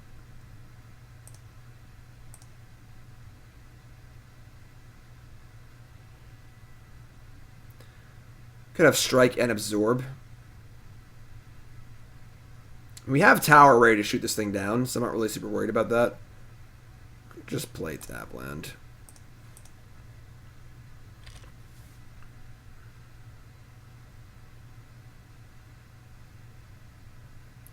Castle Lochthwain, really good. The good news is we can kind of turn the corner and start bolting them, so... Eventually. Not yet, but... I guess they have the food, too. Their deck's kind of cool. I think this card's pretty good, honestly. Ayara. Imagine they're playing... They could be playing, Grey Merchant, also. Liana of Last Hope. Or nah...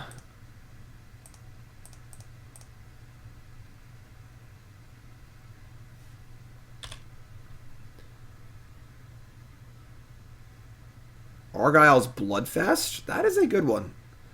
That is a good one. But I think we're about to turn the corner here, so... We're about to Gearhulk for Glimmer. I guess they have... They could dump the Ashiok first. That's fine too, I guess. We could Gearhulk in response, but I think we just have Absorb and Glimmer in our hand anyway, so... Chuck, 7-month resub. Welcome back, my friend. Thank you. Yeah, go nuts on the Bloodfest.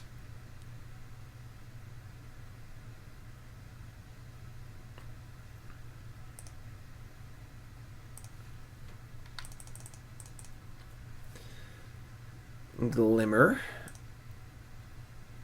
Definitely want that opt. I guess I tap bad. I didn't think about drawing. Did not think about drawing double opt.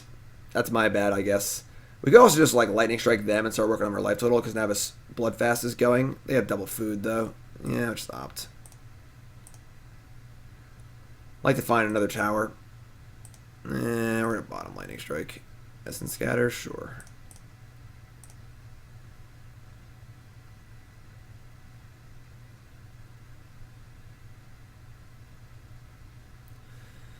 Dig through time. So we'll say go here with Gearhulk, Glimmer, or Absorb, Opt, Strike up.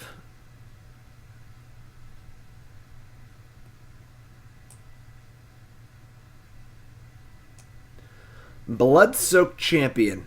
Another card I would love to exile. I guess with the ovens in play it's impossible, but... Our Needle hasn't been bad here. You know, that Scrounger would have come back a few times already, but... Alright. Give him the old Hulk. Hulk out.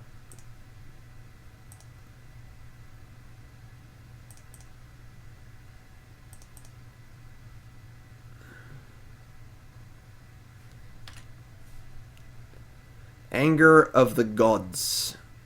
I don't think I want that. I do want this land, though. Lightning Strike. Gearhulk, no! That's fine. I mean, they're at 10 now. I'm going to start going upstairs. Upstairs.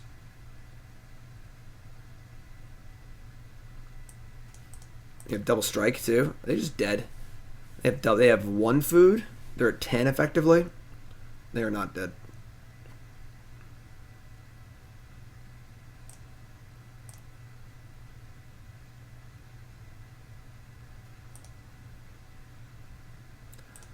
Damn, that's another tower. That's 30.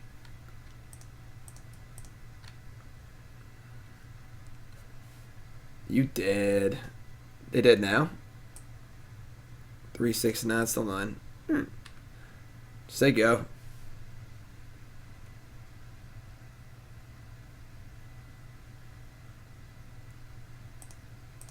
So yeah, I think that could be definitely be super sweet. So DestinySide, talk to me. I think I would like to make this deck teamer.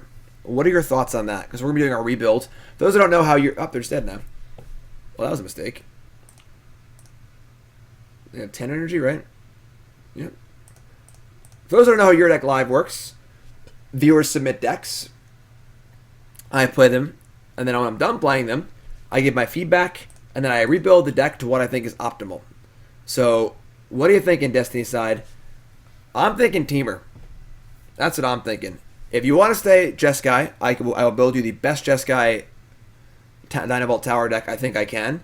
But I think the optimal build of Dynavolt Tower feels to me like it is going to be a teamer deck. A 2 with Aether, very good. Honestly, Growth Spiral is the card I really want too. So, and then even like Rogue Refiner on the board could be a good beater. Why not just Izzet? Because I think that Growth Spiral and a 2 with Aether will give us the velocity we are looking for. Teamer grade also? Sweet. Alright, we are 2-2. Going into our final match here. I guarantee DestinySide a 3-2. So, I don't want to put any pressure on myself, but holy crap is there a lot of pressure on me. We got to win this last one. We got to do it. Do we add Wilderness Reclamation? That I'm not sure. That's a hard one to figure out.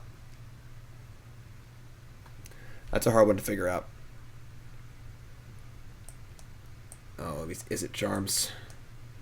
Alright, we're gonna keep.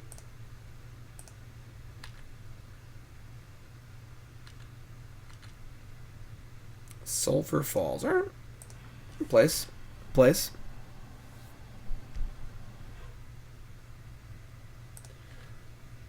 Well, they're not playing Nexus of Fate, that's for sure.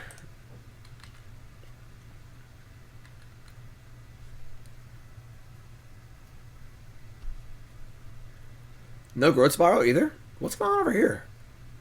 There's no Oko. There's no Nexus of Fate. Simic took a big hit, you know?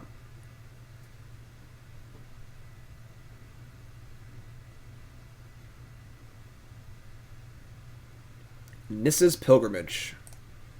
Crap. Another ramp deck? That's not good.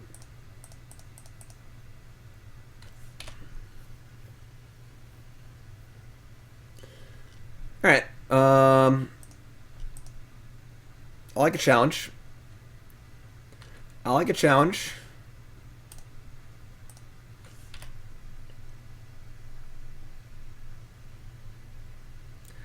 don't think Izzet Charm's very good.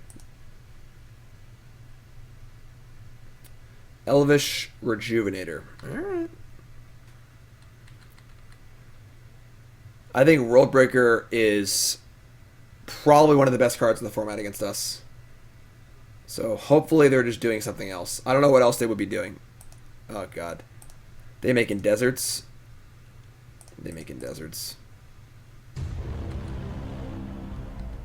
Ken. Merry Christmas and Happy New Year. Thanks, Ken. Appreciate it. Happy holidays. Aether Hub. Alright. Don't play anything. Anything. No hour promise. I don't even know. They'll probably just ramp with Hydrocrisis. That seems so bad for us. Need a plan for ramp. Sylvan Caryatid? Sure. Botanical Sanctum? That turn, listen folks, that turn could have been a lot worse for us.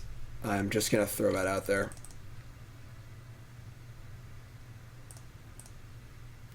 think I'm fine with opt. Where my towers at?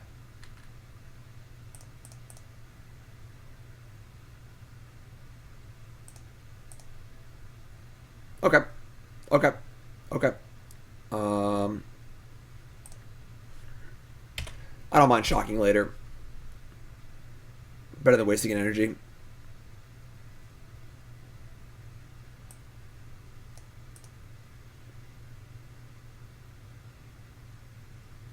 What else does green give us access to if we're going to teamer it up? There's just 4 attune, 4 growth spirals.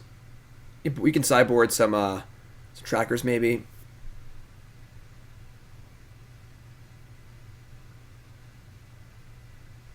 This is probably a big Krasis, I think. Rogue Refiner is definitely not a main deck card, but it's definitely a reasonable sideboard card. Alright, that's a pretty large Krasis. They draw 3 cards. We're not going to counter this. We can just kill it with Harness Lightning. So Harness Lightning is very good. Carnage Tyrant? It's interesting. I feel like Chandra Awakened Inferno is just strictly better, but...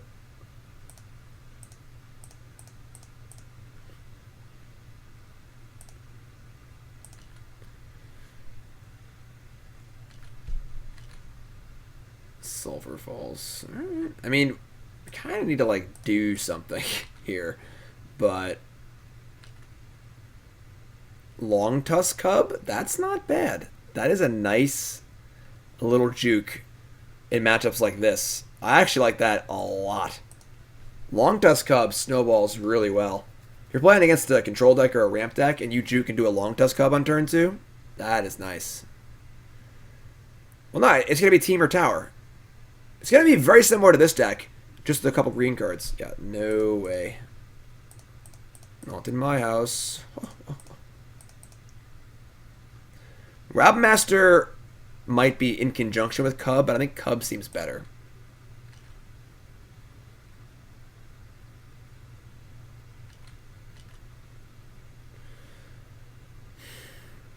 I mean, it's not really that good. I think we're just drawing a card. Keranos, God of Storms. Alright.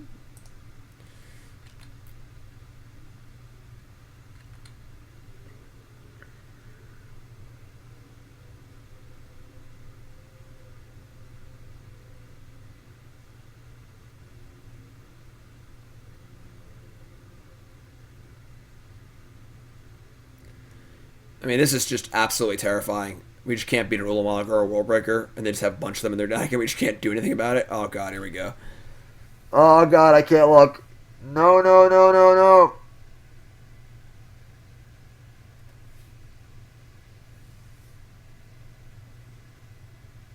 Okay. That could be worse, I guess. Server in the Conduit's not very good. It's not really, we're not really going to be a ramp deck, so... So, I mean, like, that answers our Keranos. Ugh. We could Lightning Strike the Ugin. We just need a tower. We don't draw a tower enough. Ballista on 2. Ugh.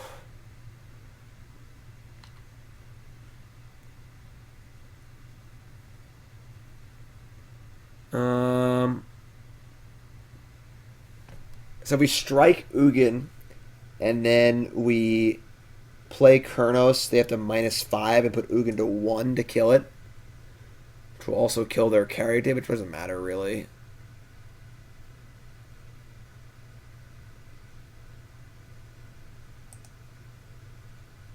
This does not feel good. We could wait and try and draw a tower, I guess.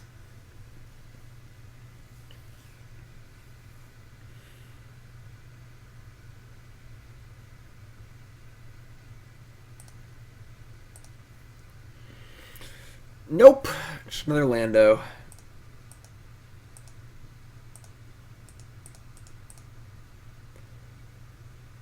I mean, we got to make them go down on this this Ugin to eventually deal with it.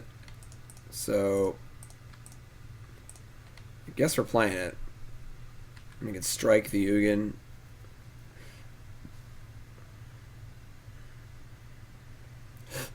These ramp decks are really killing my vibe for this guarantee on the 3-2.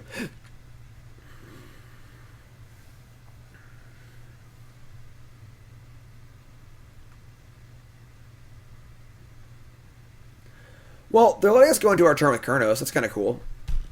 Unless they're playing Ulamog or something.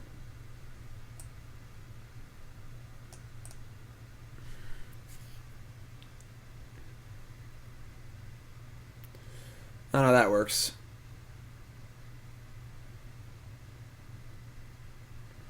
So we can take a pretty big risk here, and we can just Lightning Strike the Ballista, because we're not going to be able to kill it ever again, probably. And then we have to hit a way to hit Ugin.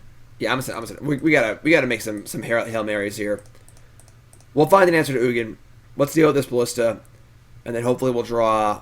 I mean, this thing can bolt it. Sure. Hail Mary. Otherwise, the Ballista just gets too big, and then we just probably just lose the Ballista. Alright, big draw step here. Keranos, help me out.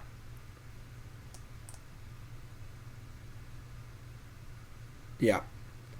If we can deal with this this Ugin, we maybe can win this game. Big money. Big money.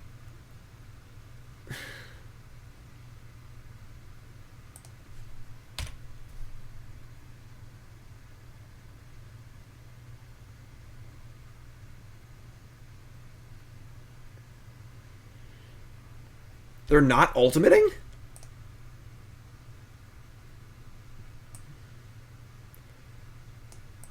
Man. What kind of discipline does it take to not ultimate Ugin the Spirit Dragon? Are they scared to disallow?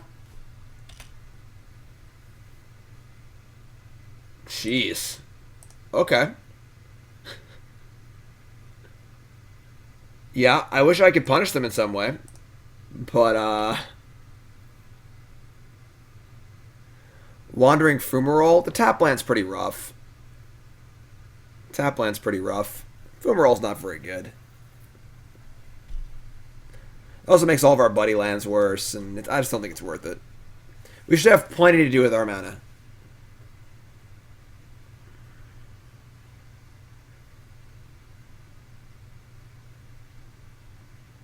They're doing it.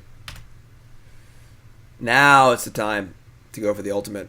Gotta wait that one turn in case I don't even know.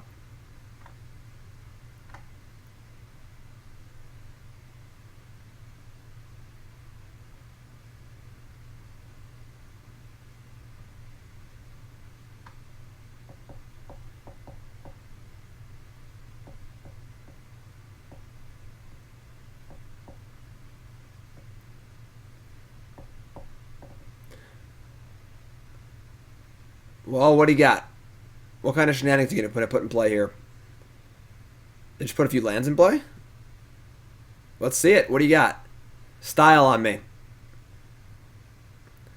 We definitely want more digs. Absolutely. We want more digs, and we want to work on making dig better. We're about to rebuild the deck, so...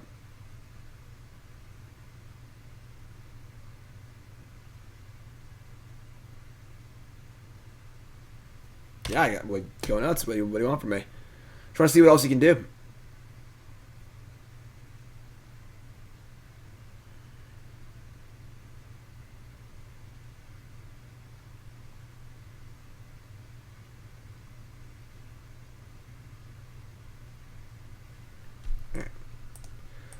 All right. If I win this game, let me tell you. If I win this match, I better get some serious hype, because it's tough. I don't like Brazen Borrower at all. I think Brazen Borrower is very overrated. I think it's fine if you're attacking. We're not an attacking deck. So not big on Brazen Borrower at all. Alright, so we're going to bring in some Needles, I guess. And I guess some Dovin's Vetoes. And... I guess Mystical Dispute does answer Krasis somewhat. The problem here is, like I said, we just don't have a threat in the sideboard. We have no way to juke against these decks where their end game is so much better than ours. It's not even close. Like, it's embarrassing how much better their end game is than ours. Which can't do anything, you know. So that's just a deck building flaw we're gonna fix.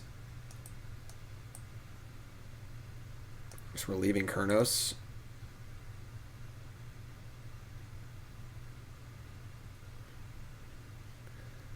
Essence Scatter is like okay. It counters the ramp creature and stuff.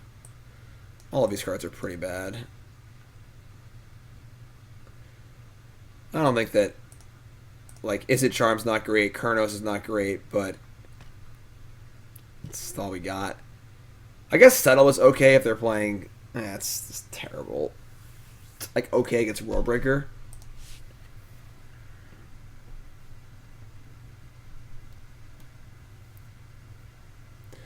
If I win this match, you will sub to me. I accept your challenge. Well, lucky for you, Jazz, we're playing Hero Precinct 1 in about 20 minutes. Our next deck is an Abzan Hero deck, courtesy of Ethnos1337. Here on Your Deck Live, a show where I play your deck live on stream. I mean, we have a tower I'm going to keep.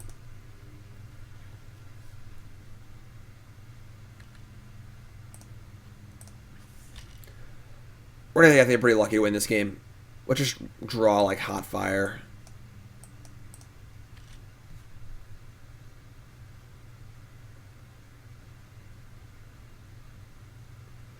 A Boreal Grazer. Green does seem superior to mono green. I mean blue-green. Getting Krasis and Growth Spiral seems really good. Harnessed Lightning.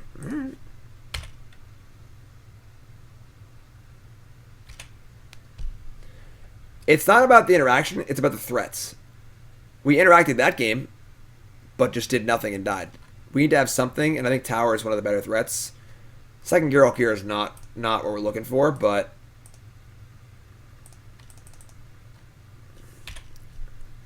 the idea was to draw interaction, because we need to get lucky to win anyway. So keep our threat, hopefully draw a counterspell or two, go from there. Did they miss a land drop? They did. No, they don't miss any land drops ever again. Alright, absorb off the top here.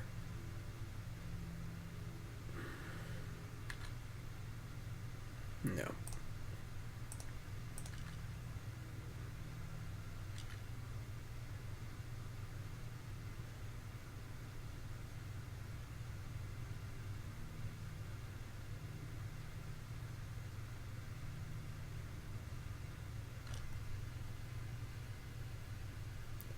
Thought Not Seer. That's actually fine. So they cast this. We're going to kill it in response. Our hand is Thought Not Seer proofed. It's all the same card, basically. And we get some energy.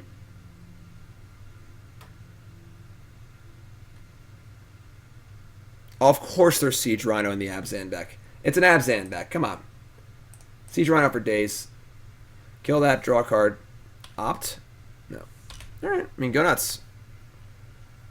Them playing Thought Not Seer is not them playing Hour of Promise or Worldbreaker. Or Hydroid Krasis. Or Ulamog. Or Ugin. So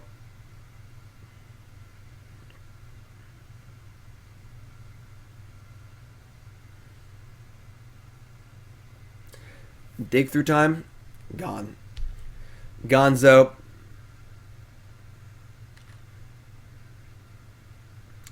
My friend, it is time for you to redeem yourself in the eyes of the stream. Keranos, God of Storms, is here. Go get him, buddy. I mean, Gearhulk doesn't suck. It's a 5/6, and we're going to draw spells eventually.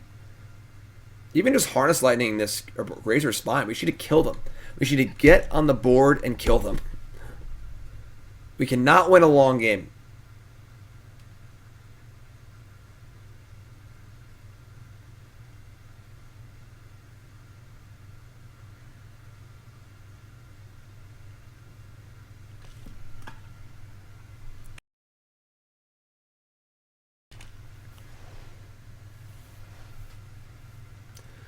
Uh-oh. Next turn might be bad for us. Let's draw Niv-Mizzet and attack with Keranos. Anyone? Anyone?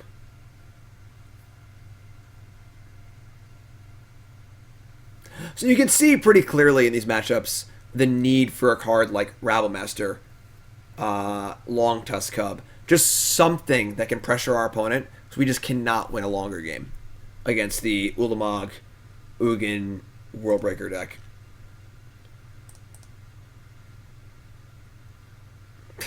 Alright. I want a blue source, so...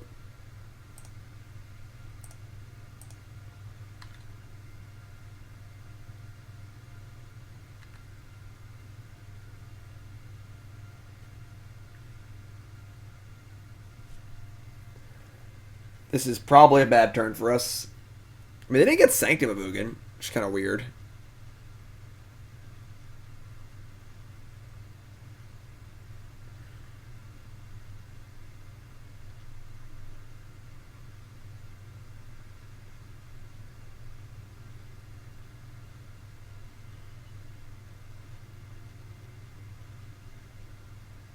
Ah. That's not the worst. It's not good, but... So we get 3, 6, 8 is a 9, 9. God damn it. So we're one short of killing it. That's kind of a tilt. It drew 4 cards. Alright, well, we're casting Gearhulk. I might just not...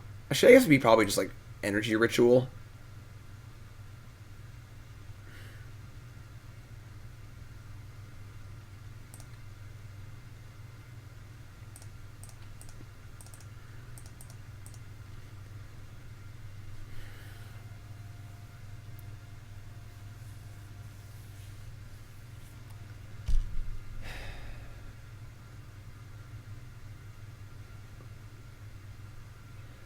Alright, we're not going to flash anything back.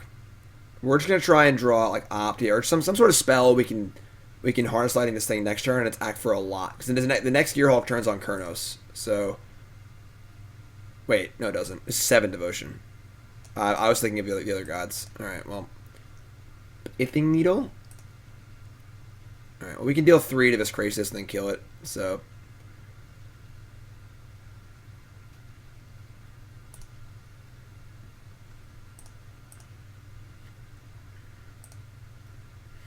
I guess we're going to Needle Ugin the Spirit Dragon.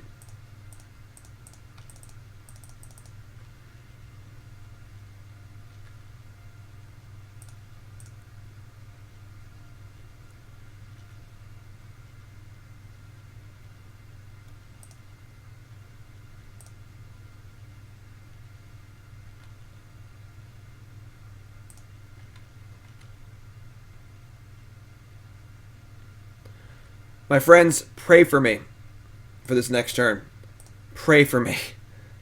I can't even fathom the amount of bad things that can happen to us next turn.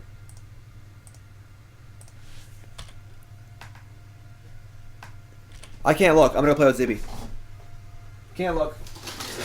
Hey, Zibby. What's going on, bud? You sleeping? I need my emotional support hamster. This is going to be a bad turn for us. I just know it is.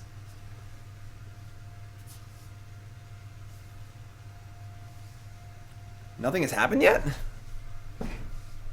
That's good. That nothing has happened yet.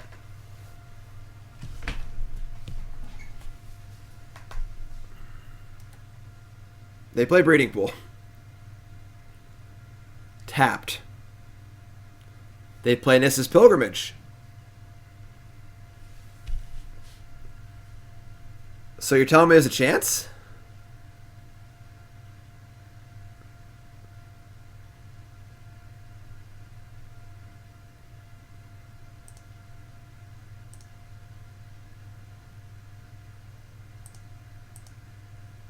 Cycle Desert of the Indomitable? Why wouldn't they do that first? Holy crap, we got a turn.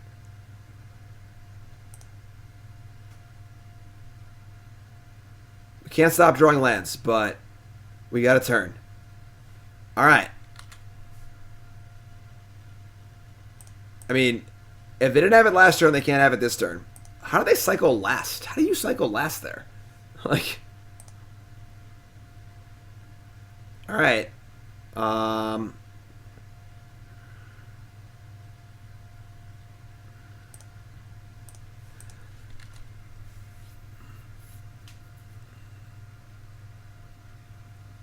Yeah, they did pull a lot of lands out of their deck, that's for sure. But it means they currently have nothing and they have to draw something.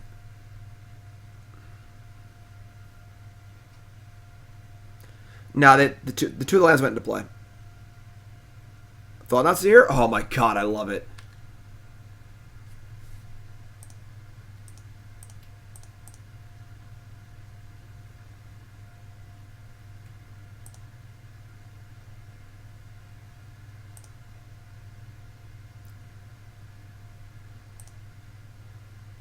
Cool.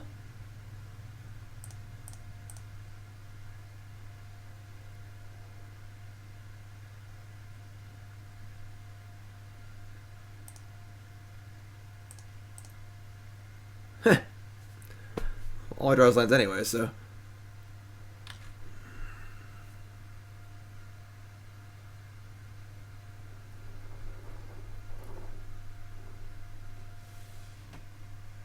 What the hell was that?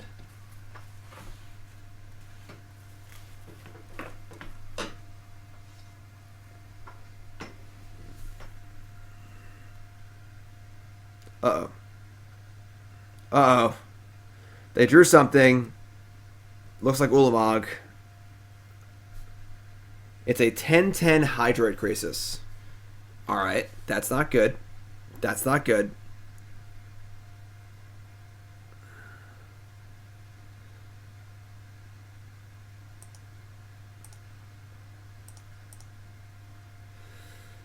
Big money.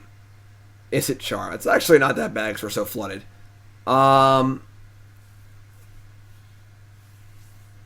Maybe bolt the Krasis. So we can tower the Krasis and trade a Gearhulk for it.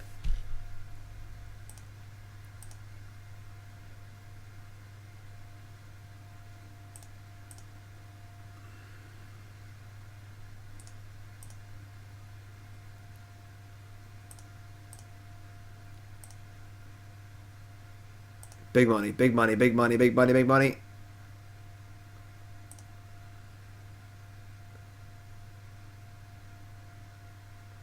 Okay.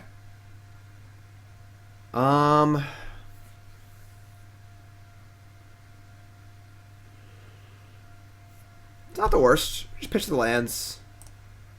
So we're gonna attack.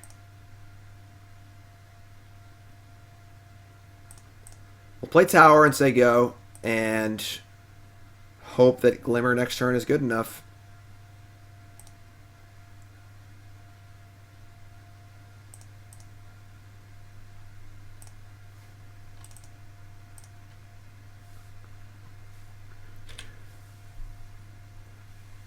These turns are so stressful. Like, they have to have Ulamog or something now. Oh god, they've sanked him too.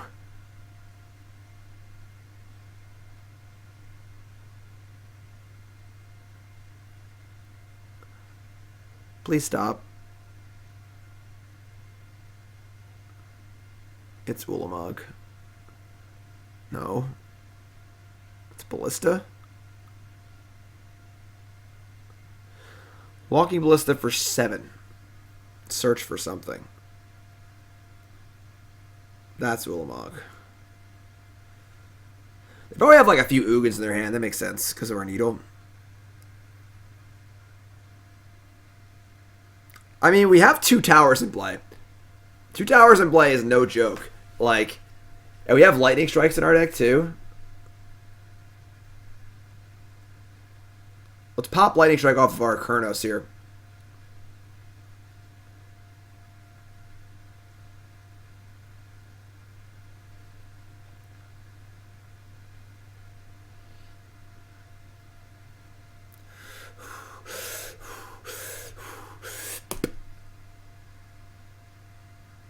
Harness lightning. Alright. Glimmer of Genius me.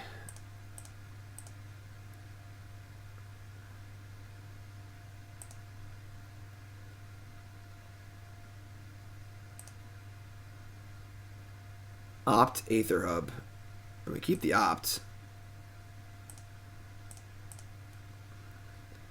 Another Glimmer of Genius. The problem is they're going to Ulamog both of my Dynavolt Towers.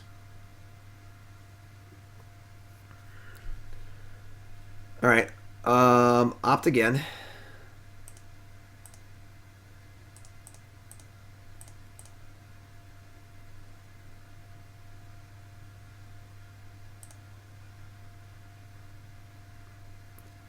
I don't think countering Ulamog actually matters.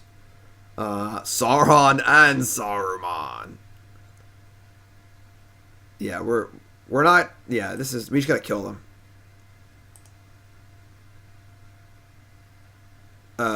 That might go a part of the way towards killing them.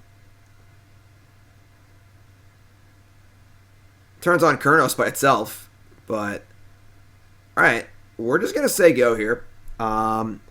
They're effectively at 6 life points, and if they hit both towers with Ulamog, we still have a bunch of mana and a Niv-Mizzet and a Glimmer of Genius and a Keranos. We might steal some, folks.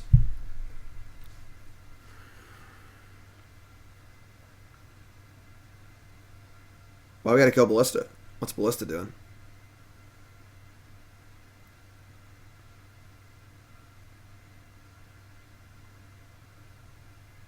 I mean, Ugin doesn't matter at all right now. We can't beat them on the board. We're trying to beat them on the stack. We just gotta burn them out. Alright, it's tower, tower. Upstairs.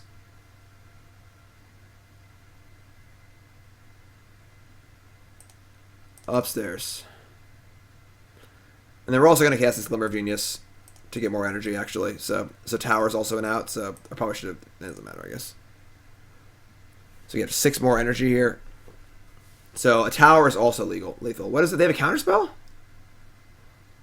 That's great. Because that's one negate if it's not hitting a lightning strike or a tower off the top.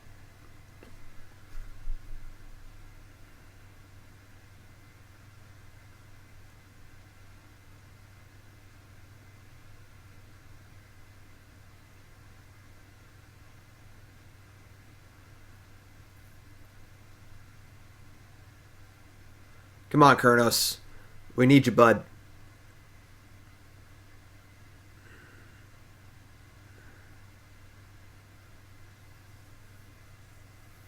This has been an epic conclusion to this league. We can draw Lightning Strike. We can draw Dig Through Time. We can draw... Honestly, the Niv-Mizzet just kills them. If we bolt off the Keranos, Niv-Mizzet can probably kill them. We'll need to draw a cheap spell of some kind, but...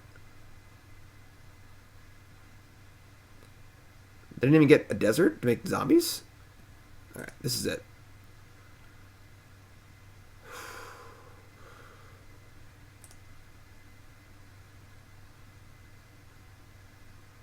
Come on!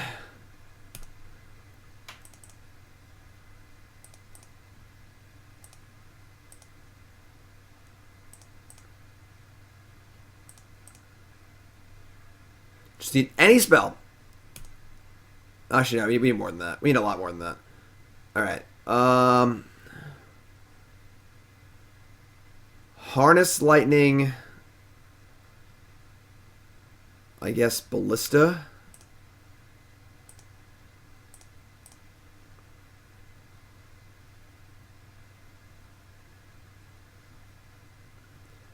We get to shoot them for 1, draw a card. It's going to be tough. This is not going to be easy. Draw a card. It's a land. God, we just draw so many lands. Alright. Maybe next turn. I should have played a land tapped. It doesn't matter, actually. They go to 5. I mean, Keranos can block Ulamog.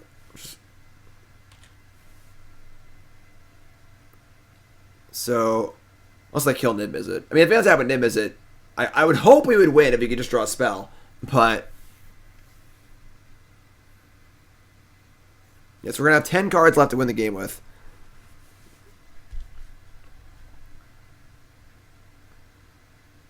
Please stop.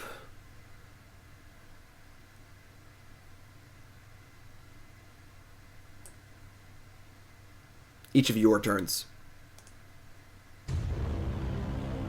Lunderbolt, resub, welcome back. Happy holidays, Jimothy. Jim D. Goober. Thanks, Lunderbolt, appreciate that. This is a 6 power ballista.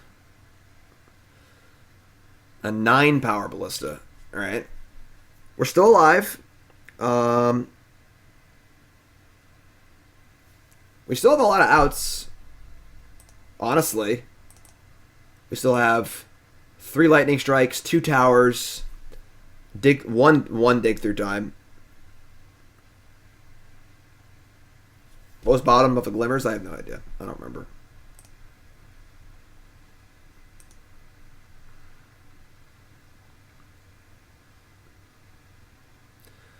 We go to 2. An effective 2. Could put us to 1.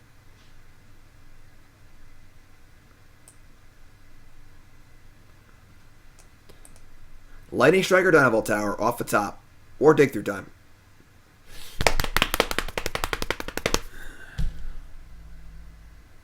They could have a negate here. Yeah, they have a negate. Otherwise they would have paid 2 more mana into this. God damn it.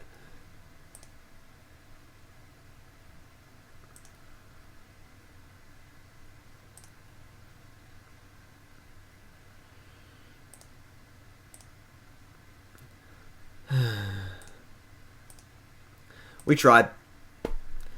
Matchup seems unwinnable without some sort of aggressive threat in the sideboard. Okay, that's okay. So my guarantee didn't come through. I'm not Mark Messier. Keranos is unfortunately not very good. Alright.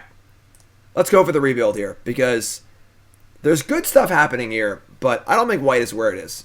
So let's go for the rebuild. So again, once again, if you're just tuning in, don't know what's going on here. This is Your Deck Live, a show where I play Your Deck live on stream. This is DestinySide's Jeskai Tower deck.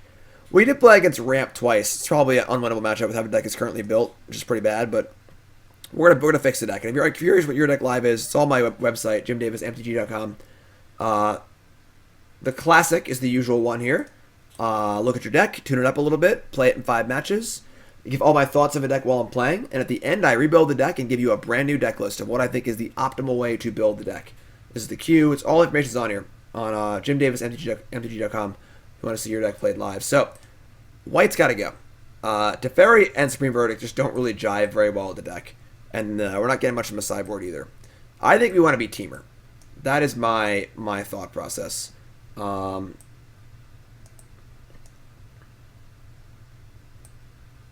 Why do we want to be Teamer?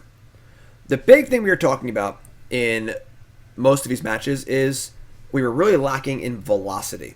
That is the white screen of death. That is how fast we churn through our deck, right? And in a deck with Dynavolt Tower, velocity is everything. Because the more velocity you have, the more energy you get, the better your towers are, the better your deck is. So that's a huge thing. And both Attune with Aether and Growth Spiral seem to fit perfectly because they're just good cantrip velocity cards that give us lots of energy and draw cards. You know, we saw how good Opt was. Whenever there was a tower in play, we drew an Opt, we were so happy. So Growth Spiral is the same thing. Attune also very similar. So it also gives us access to a card like Long Tusk Hub in the sideboard, which seems great. We're also going to want some kind of threat in the sideboard that can kill our opponent quickly. So if our opponent's playing a ramp deck or a combo deck or a control deck, we can bring those in and juke and then threaten. And we also want some sort of exiling removal. We played against Scrappy Scrounger, Death Mist Raptor, or Kindling Phoenix. A never-ending tide of creatures that need to be exiled. So, yeah, we're definitely playing 4 towers. So, Charms are out, Strikes are out. I actually love Fiery Impulse. 4 Harness Lightning, don't like Scatter. Want the 4th tower. Definitely want the second Dig Through time. I probably want the third dig through time. I need to think about it though. We're gonna want the Dragonfire card. That's literally just Lightning Strike that exiles, because we're not going to face that often. This one's Scorching Dragonfire. Pretty sure that's the card we want for our exile removal spell of choice.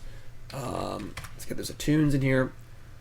Gonna need to fix this mana base up pretty nice to cast Attune on turn 1. Growth Spiral. Yeah, it's the green is only for Spiral, Attune, and sideboard cards. Maybe you could build the deck to play Reclamation. That could be a thing, but I don't think we want that. And then Rogue Refiner is not a good main deck card. Our deck has no creatures in it.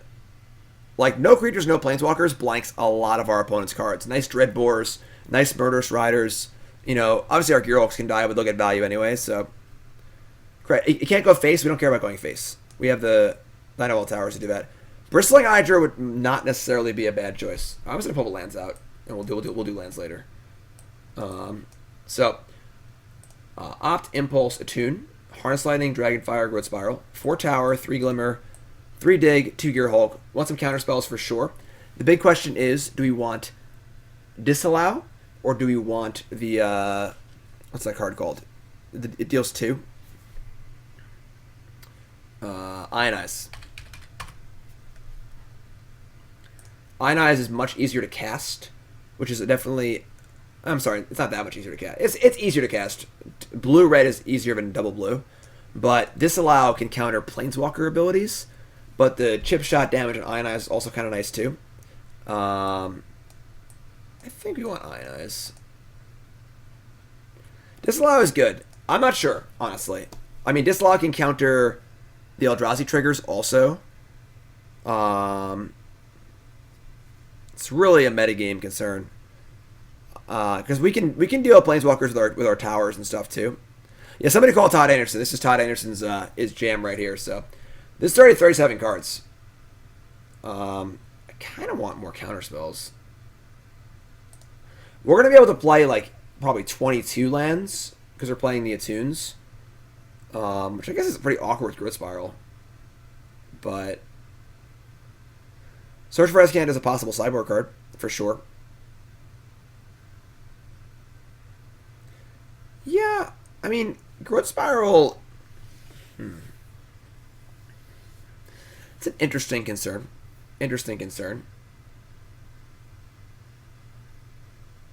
Rift? What's Rift? Commit to Memoration is not great. Syncopator Censor, I don't really want either one of those cards. We don't need to be that many... We don't really need that many counter spells, I don't think. Oh, Cyclonic Rift? We don't want that card. Brazen Bar was also not good. I think 3 Glimmer is good. It might be 4 Ionize. Whirler Virtuoso is also a possible card in the sideboard as an anti-aggro card.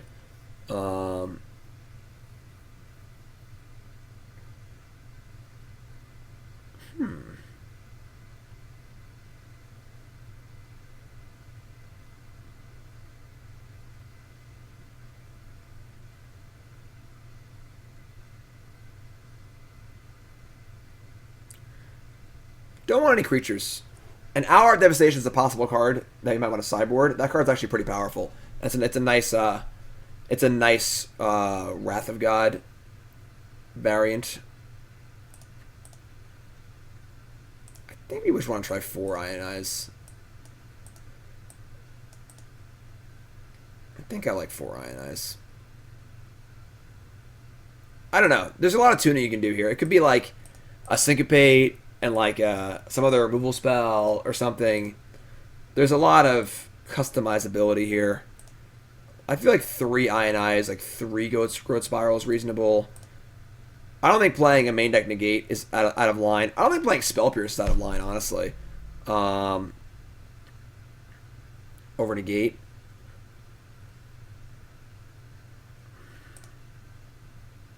Definitely like Fiery Impulse. Attune. Dragonfire, Harness Lightning.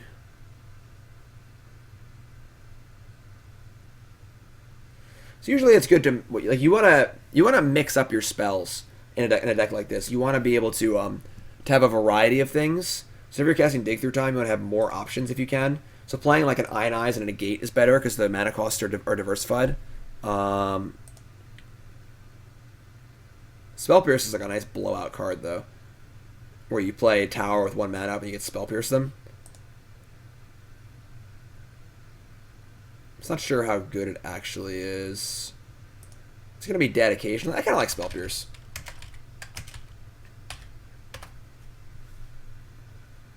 Let's play. Ooh, what did I do?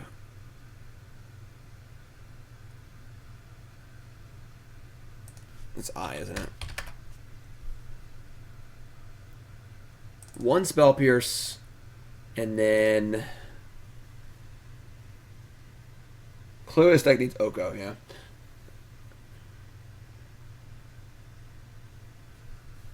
Strip Dispel. I think Dispel is a sideboard card. It's not a main deck card.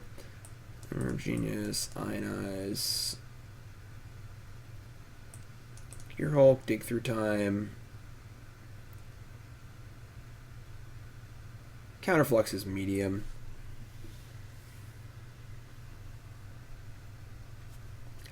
Just for the 4th Growth Spiral. Supreme Will is not great. Alright, so I think this is our main deck. There's definitely customization that could happen here because I'm not. These numbers need to be massaged in a deck like this. You know, having a few 1-ups here and there is definitely an ideal thing. To make your digs better and things like that. But all right, then we're gonna want. We need to make sure we can cast our Growth Spirals. We need enough basics for our attunes. We're gonna want probably just a full set of duels. 4 Steam Vents, 4 Stomping Ground, 4 Breeding Pool. And then we're going to want a couple Botanical Sanctums because casting a tune on turn 1 is important. It's honestly not necessary to cast a tune on turn 1, but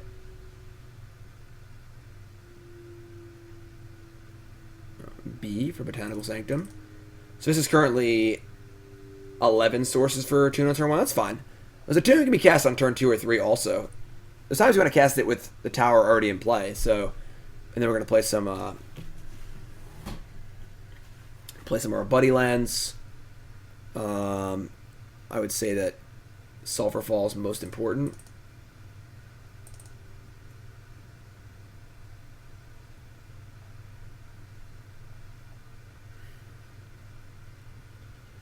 Okay. And then sideboard, we're going to want to cut almost everything. I don't want Needles. I don't want Fries. I do want Anger the Gods. I don't want Essence Scatter. Obviously no white cards. So I think in the sideboard, we got to have our juke set up. So Long Tusk Cub is nice. So we were saying in those games we need a way to pressure, and Long Tusk Cub is a really good one. I think 4 Cub, 2 Rabble Master, phenomenal.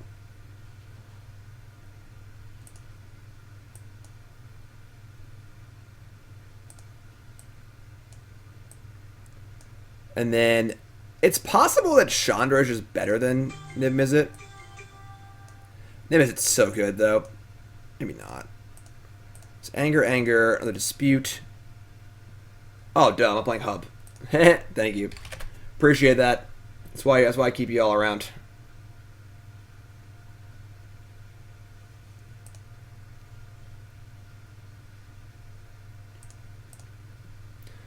So we're going to cut the... Hub's also a green source on turn 1, too, so that's kind of nice.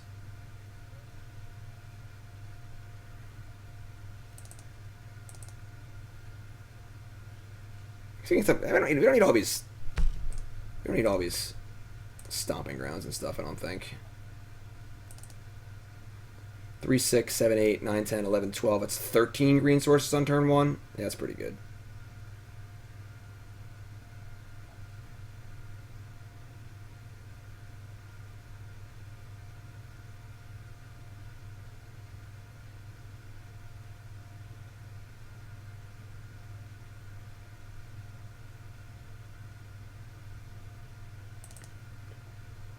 That is a little painful. Let me just cut his steam vents.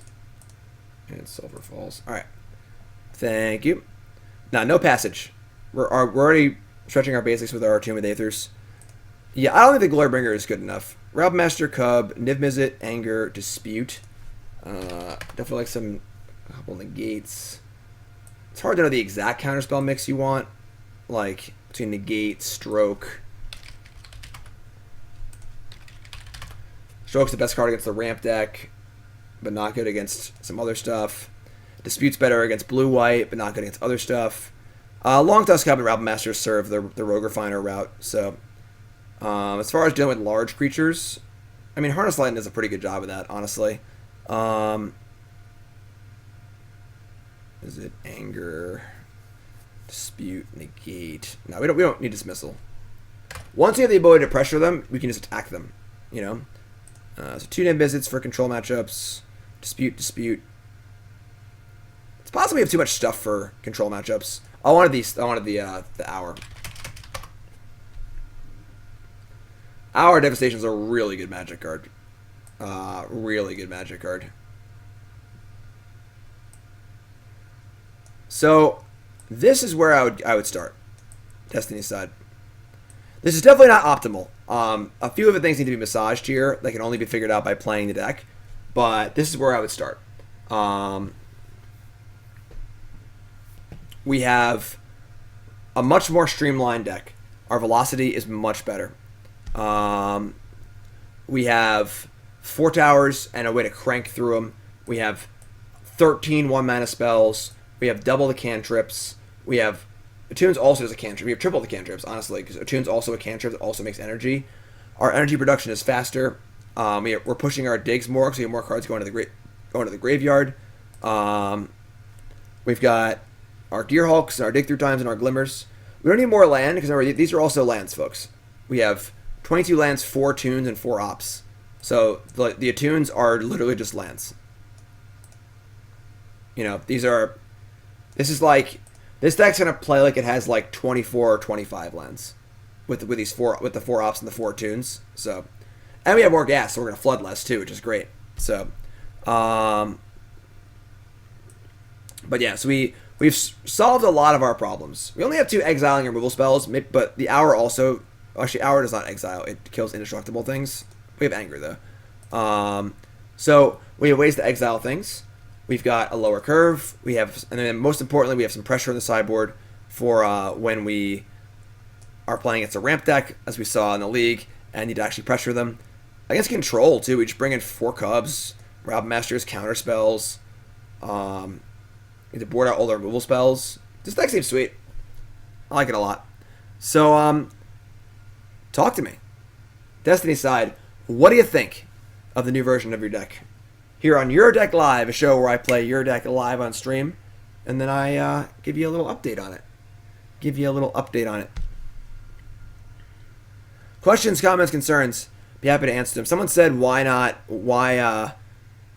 board Marvel? That would be too big of a package to board in, probably. So, now you want to watch me play this deck. That's the double dip. So, real fast, folks. Your Deck Live. I play Your Deck Live on stream. I fix it up for you. There are a few options. DestinySide did the classic, which means exactly what you just saw. They submit the deck. I tune it a little bit, play it through a league, full commentary, talk about it at the end, and then rebuild the deck and give you new deck list. That's it. There's the brew for 120, where you just give me an idea and I build the deck for you. And there's the double dip, which is essentially what you just saw, but then we play the new deck through a league and then fix it again at the end. That's a double dip. So, do I ever consider budget concerns with the reworks? No. But I will if the person who is doing the deck wants me to. So, awesome. DestinySide's happy. I'm happy. And we're going to move on to our next deck because Your Deck Live is got to move on. The show must go on here. We have more decks to play. Abzan Hero is next. But if you're watching on YouTube, that's it for this video. So, please, take 3 seconds if you're watching on YouTube. You want to help me out for free? It's really easy. Like the video. Leave a comment saying you like the video and that Zibby's the cutest hamster of all time.